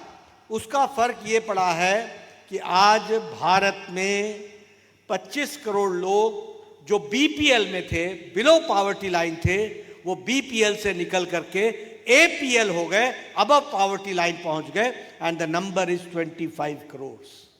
That we have to understand. अभी कोरोना की मार पड़ी, यूक्रेन और रशिया का कॉन्फ्लिक्ट हुआ, सारे दुनिया के देशों की तकलीफ बढ़ गई। लेकिन आपको जानकर के खुशी होगी कि भारत के बारे में इंटरनेशनल मॉनिटरी फंड IMF, ये IMF कहता है Indian economy is the only bright spot as far as economy is concern. Morgan Stanley लिखता है that India is different after 2013। और मूडीज वो कहते हैं the GDP growth of India has increase to 8%। ये मूडीज बोलते हैं। और ये जो है ना कांग्रेस के, इंक्लूडिंग राहुल गांधी, ये सब पढ़े लिखे अनपढ़ हैं, ये सब पढ़े लिखे अनपढ़ हैं। और मैं आपको बताना चाहता हूं, ये बोलते बेरोजगारी बेरोजगारी। इनको मालूम ही नहीं है कि जो ग्रोइंग इकोनॉमी होती है वहां जॉब अपॉर्चुनिटीज क्रिएट होती है और वहां इकोनॉमी आगे बढ़ती है। ये इनको सिंपल इकोनॉमी नहीं मालूम। मैं आपके सामने बताना चाहता हूं, growth of America, growth rate of America, IMF economic outlook growth projections in 2024, ये किसका है? मेरा नहीं है, ये Indian international monetary fund IMF का जो वर्ल्ड इकोनॉमिक आउटलुक का ग्रोथ प्रोजेक्शंस है, United States of America 2.7%, Germany 0.2%, France 0.7%, Japan 0.9%, UK 0.5% and India 6.8%. अब ये पढ़े लिखे अनपढ़ों को मैं क्या समझाऊं? मैं इनको आईसाइट तो दे सकता हूं, इनको मैं दृष्टि तो दे सकता हूं, विजन कहां से लाऊं? विजन नहीं दे सकते आपको, क्योंकि जिन्होंने देख करके नहीं देखना हो वो हर तरीके की बात कहते हैं। और आपको जानकर खुशी होगी कि वर्ल्ड के ग्रोथ रेट में इंडिया का कंट्रीब्यूशन 15% है, 15%। Now India is the towering leader. और हम, ये राहुल गांधी तुम्हारे जमाने में और जब Manmohan Singh final chief prime minister थे, India was at the 11th number. Today India is the 5th largest economy in the world, 5th largest economy. और समय दूर नहीं है, मोदी जी के नेतृत्व में भारत 2 साल के अंदर 3री लार्जेस्ट इकोनॉमी बन जाएगा, 3rd लार्जेस्ट इकोनॉमी बन जाएगा। और इसीलिए अब इंफ्रास्ट्रक्चर की बात देखिए, इंफ्रास्ट्रक्चर में 43.35 लाख करोड़ रुपीस खर्च हुआ है कैपिटल एक्सपेंडिचर में। नेशनल हाईवे, आप बताओ आज केरला में नेशनल हाईवे बन रहा है कि नहीं बन रहा है? जरा जोर से बोलिए, बन रहा है कि नहीं बन रहा है? और इसको यहां की LDF और UDF की सरकार ने रोक रखा था कि नहीं रोक रखा था? जमीन नहीं दे रहे थे ना, कंपनसेशन देने के बावजूद भी जमीन नहीं दे रहे थे। This is their negative attitude and that is the Modi ji's positive attitude that we will work for the people of Kerala, God's own country के लिए हम काम करेंगे। आज आपको जानकर खुशी होगी कि पिछले 10 सालों में 50,000 किलोमीटर्स नेशनल हाईवे बना है, 50,000 किलोमीटर्स। रूरल रोड्स 3.8 लाख हमारे किलोमीटर सड़क बनी है, रूरल रोड्स, प्रधानमंत्री ग्रामीण सड़क योजना में। बॉर्डर रोड्स, आपके केरला से कितने लोग भारत माँ की सेवा के लिए बॉर्डर पर जाते हैं? आज बॉर्डर रोड्स में पिछले 10 सालों में 3,000 kilometres double lane with double lane bridges ये बन करके तैयार हुआ है। अब भारत की फौज 1.5 दिन के अंदर बॉर्डर पर पहुंच सकती है, right from Arunachal to Himachal to Ladakh to Leh. हमारे फौजी 1.5 दिन के अंदर पहुंच सकते हैं। यह परिस्थिति आकर के खड़ी हुई है। बजट एलोकेशन फॉर रेलवेज, और उसमें हम लोगों का 2.43 लाख करोड़ खर्च हुआ है रेलवे कैपिटल एक्सपेंडिचर में। There were 74 airports before 2014. Now there are 158 airports. 158 airports. Air connectivity बढ़ाई गई है।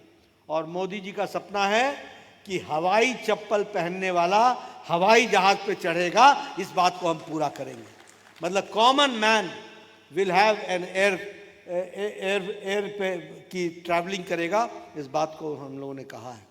डिफेंस एक्सपोर्ट्स हमारा 83,319 करोड़ का बढ़ गया है, डिफेंस का exports.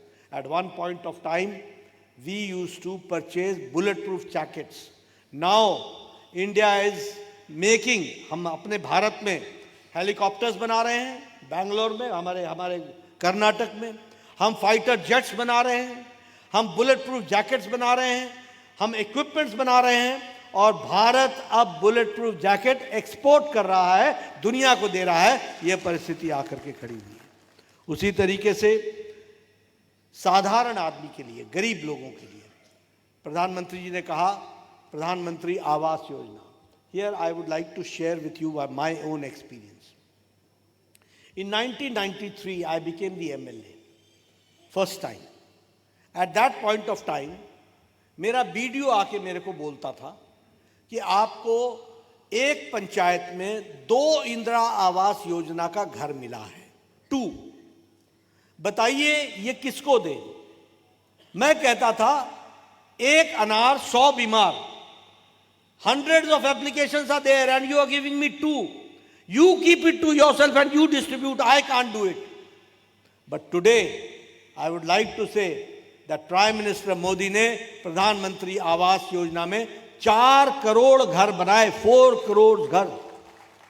Each panchayat has got now 50 to 60 houses being constructed every year. 50 to 60 houses. The funds of panchayat, यहाँ पंचायत के बहुत से लोग चुनाव जीत करके आए होंगे और हमारे मेंबर होंगे.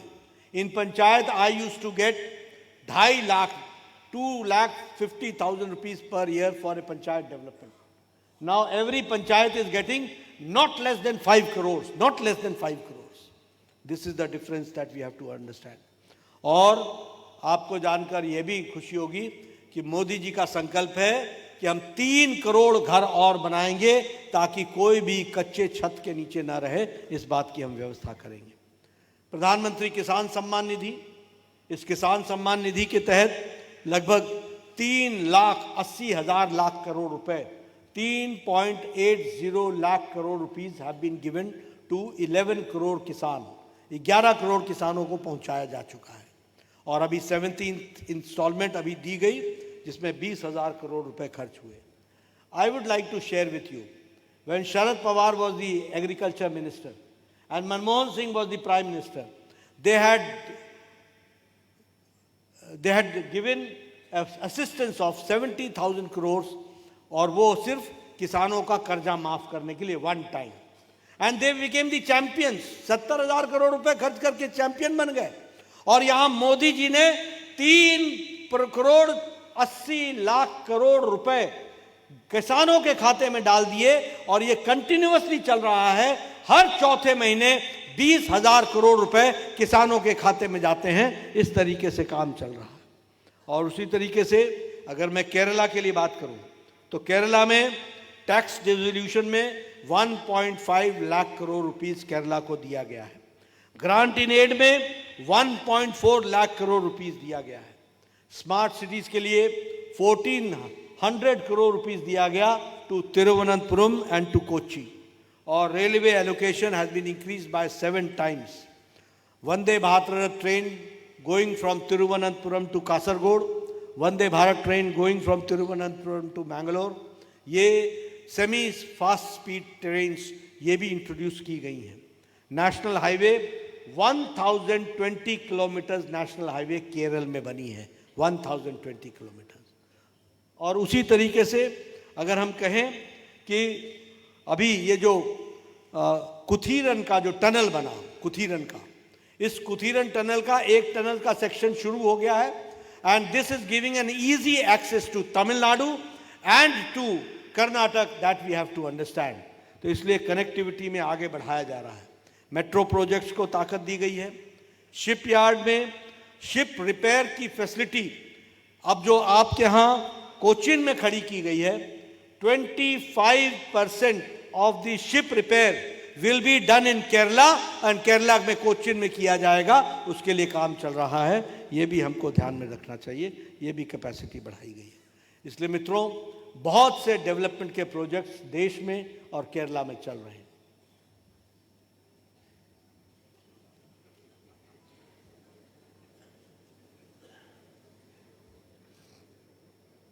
I am giving you chapter wise. സുഹൃത്തുക്കളെ, ഞാൻ ഒരു പ്രധാന കാര്യം പറയാം. ഇന്ത്യ 2014 മുമ്പും 2014 ശേഷവും നമ്മളൊന്ന് മനസ്സിലാക്കണം. എന്താണ് 2014 മുമ്പുള്ള ഇന്ത്യ? അഴിമതിയിൽ മുങ്ങിക്കുളിച്ച ഇന്ത്യ, നയപരമായ സ്തംഭനമുള്ള ഇന്ത്യ, ഒരു അധികാരവുമില്ലാത്ത ഒരു പ്രധാനമന്ത്രി ഭരിച്ച ഇന്ത്യ. ഇന്നത്തെ ഇന്ത്യ നിങ്ങൾ നോക്കൂ. ഇന്നത്തെ ഇന്ത്യ കൃത്യമായ തീരുമാനമെടുക്കുന്ന ഇന്ത്യ. ഇന്നത്തെ ഇന്ത്യ എടുത്ത തീരുമാനങ്ങൾ നടപ്പിലാക്കുന്ന ഇന്ത്യ. വേഗത, വൈദഗ്ധ്യം, അതോടൊപ്പം വലിയ അളവിൽ കാര്യങ്ങൾ ചെയ്യുന്ന ഇന്ത്യ.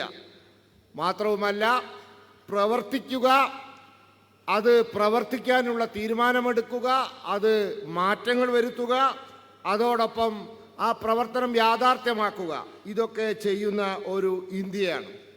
ഇന്നത്തെ ഇന്ത്യ. നമുക്കറിയാം ഈ ഇരുട്ടിൻ്റെ ഭീകരത നമുക്കറിയാം.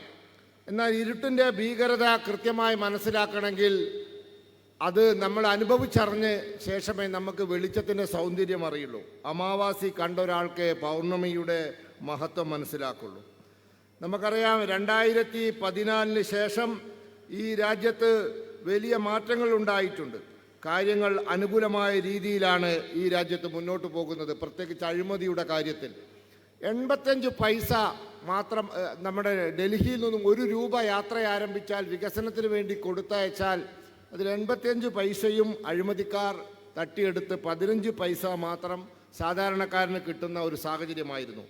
ഇന്ന് Jan Dhan account, Aadhaar, mobile, direct benefit transfer, നേരിട്ടുള്ള ആനുകൂല്യങ്ങൾ നൽകലിലൂടെ 1 രൂപ കൊടുത്തയച്ചാൽ ആ 1 രൂപയും കൃത്യമായി സാധാരണക്കാരൻ്റെ കയ്യിലെത്തുന്നു. രാജ്യം വലിയ തോതിൽ പുരോഗമിക്കുകയാണ്. നരേന്ദ്രമോദി സർക്കാർ ഗരീബ് കല്യാൺ അന്ന യോജന നടപ്പിലാക്കി. അതിലൂടെ 80 കോടി ജനങ്ങൾക്ക് 5 കിലോ അരിയും ഓരോ കിലോ പയർവർഗ്ഗങ്ങളും സൗജന്യമായി കൊടുക്കുന്നു. ഇതിൻ്റെ ഫലമായി 25 കോടി ജനങ്ങൾ ഇന്ന് ദാരിദ്ര്യരേഖയ്ക്ക് മുകളിൽ വന്നിരിക്കുന്നു. കോവിഡ് ഉണ്ടായി, ഉക്രൈൻ റഷ്യ യുദ്ധമുണ്ടായി, പക്ഷേ ഇന്ത്യ മുന്നോട്ട് തന്നെ പോയി. ലോക സാമ്പത്തിക സ്ഥാപനമായ IMF പറഞ്ഞു, ഇന്ത്യ ഒരു തിളങ്ങുന്ന ഒരു ഉദാഹരണമാണ് സാമ്പത്തിക വളർച്ചയിൽ എന്ന്.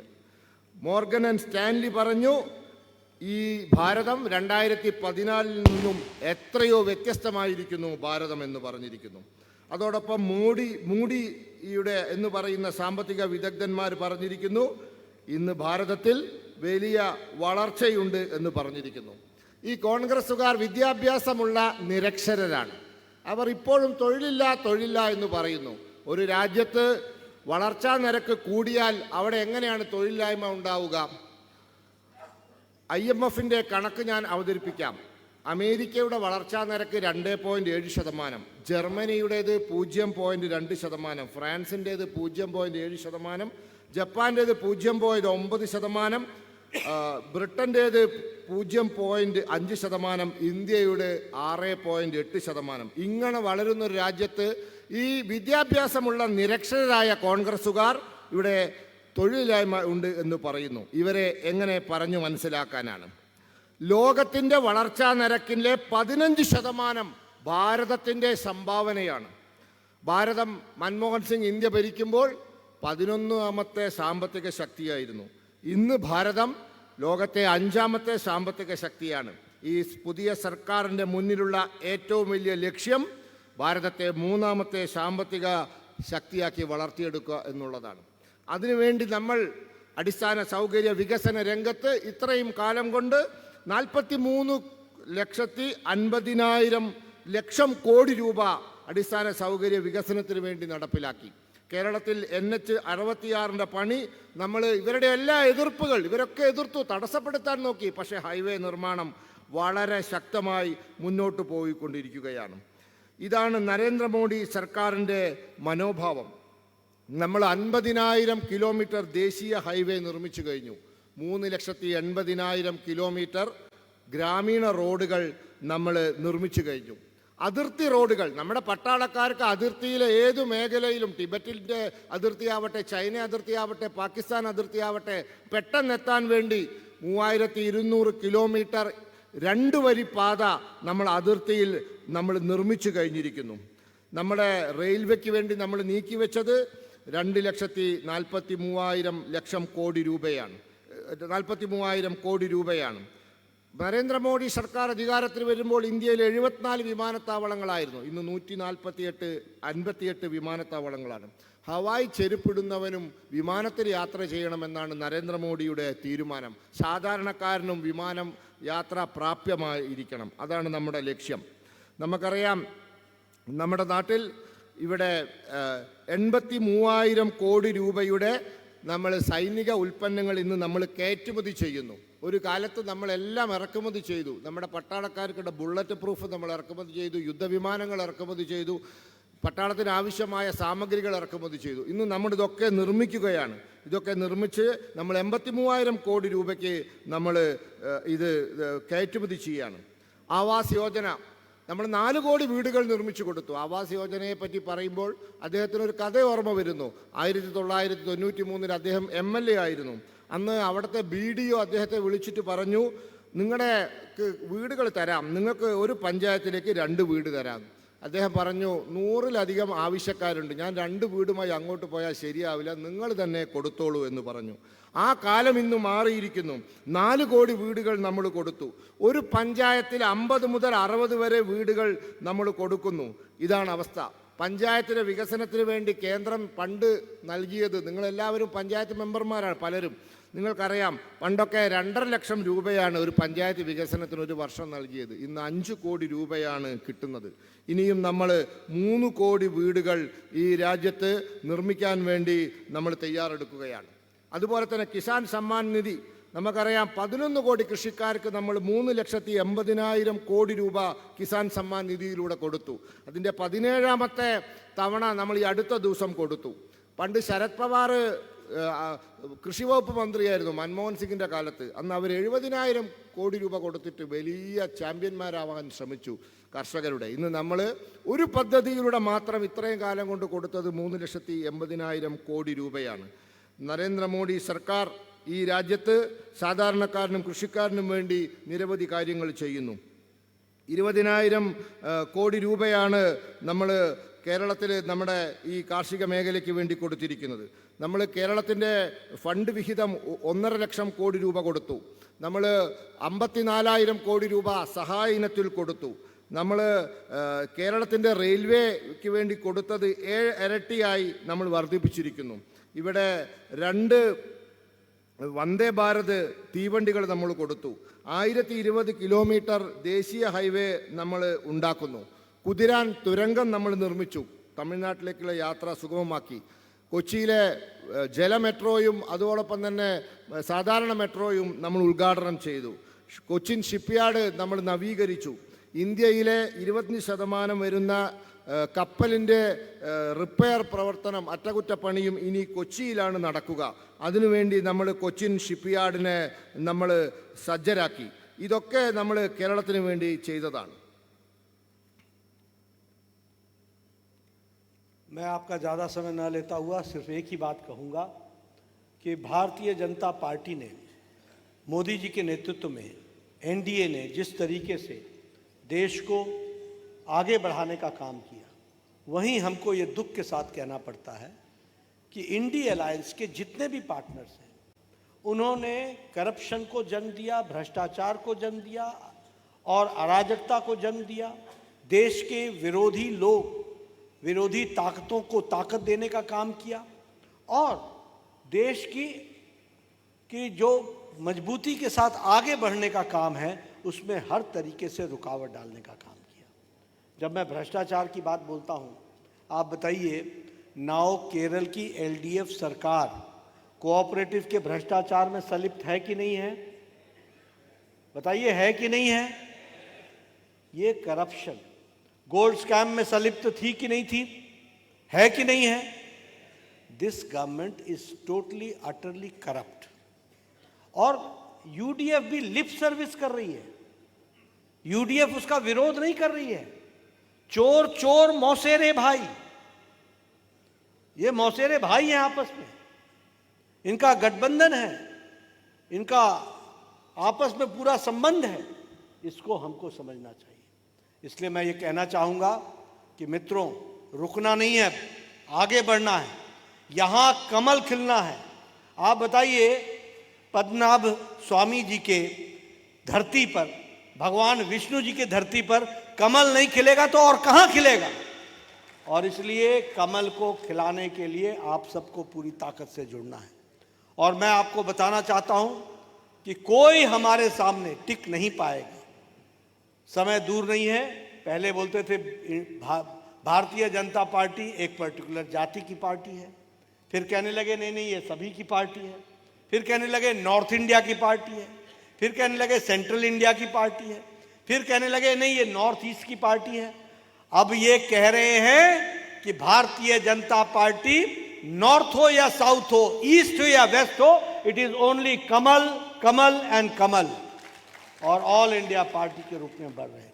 और इसीलिए आज ये मैं ताकत देख रहा हूं यहाँ आप सबको इतनी बड़ी संख्या में, और आप सब लोग जिस तरीके से आइडियोलॉजिकली कमिटेड होकर के विपरीत परिस्थिति में लड़ रहे हैं, मुझे पूरा विश्वास है कि इन 2026 कमल विल ब्लॉसम और भारतीय Janata party will be victorious. ये मुझे कहना है। आपने मेरी बात सुनी, बहुत बहुत धन्यवाद। जय भारत, जय केरल। സർക്കാർ ഭാരതത്തെ മുന്നോട്ട് നയിക്കുമ്പോൾ ഇന്ത്യ സഖ്യം അഴിമതിക്കാരെ സഹായിക്കുന്നു, രാജ്യവിരുദ്ധ ശക്തികളെ സഹായിക്കുന്നു, രാജ്യത്തിൻ്റെ മുന്നോട്ടുള്ള പ്രയാണം തടസ്സപ്പെടുത്തുന്നു.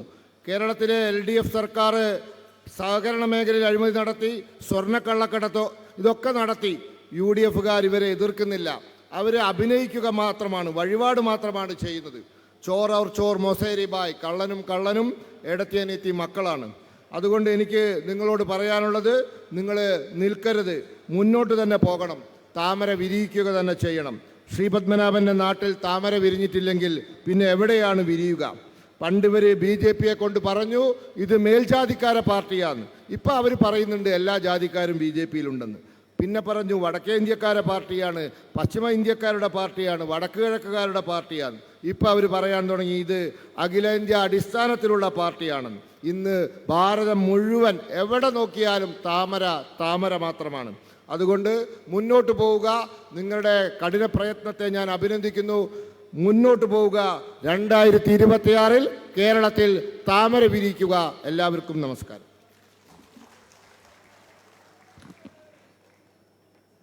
ദേശീയ ഗാനത്തോടു കൂടിയായിരിക്കും ചടങ്ങ് അവസാനിക്കുക. ഈ രാവിലെ മുതൽ നടന്നു വന്ന ഈ യോഗത്തിന് നന്ദി പറയുന്നതിന് വേണ്ടി ഭാരതീയ ജനതാ പാർട്ടിയുടെ തിരുവനന്തപുരം ജില്ലാ അധ്യക്ഷൻ അഡ്വക്കേറ്റ് VV രാജേഷിനെ ക്ഷണിക്കുന്നു.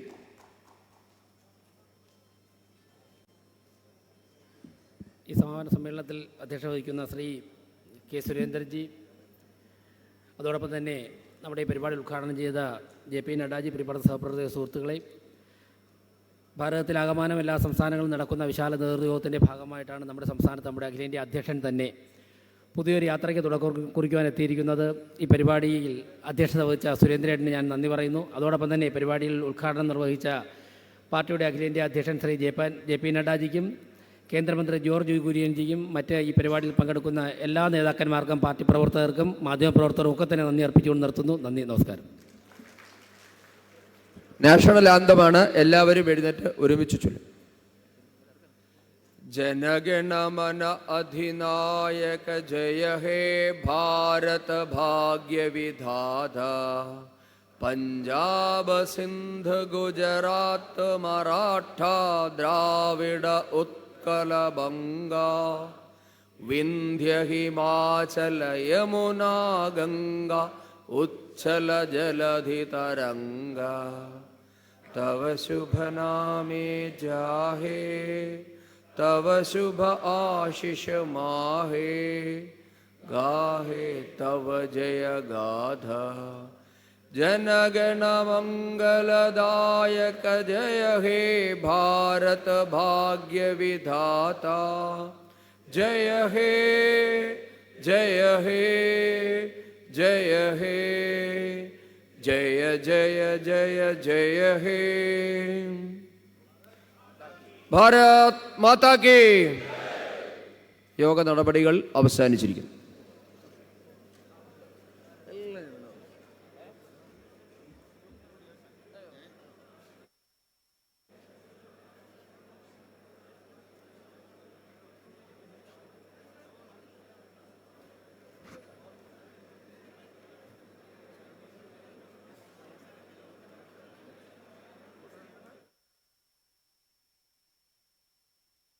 ജനങ്ങൾ ഇരു കൈയും നീട്ടി സ്വീകരിച്ചിരിക്കുന്നു. തൃശൂരിലെ വിജയം BJPയുടെ ചരിത്ര നേട്ടവും അതോടൊപ്പം കേരളത്തിന്റെ രാഷ്ട്രീയ ചരിത്രത്തിലെ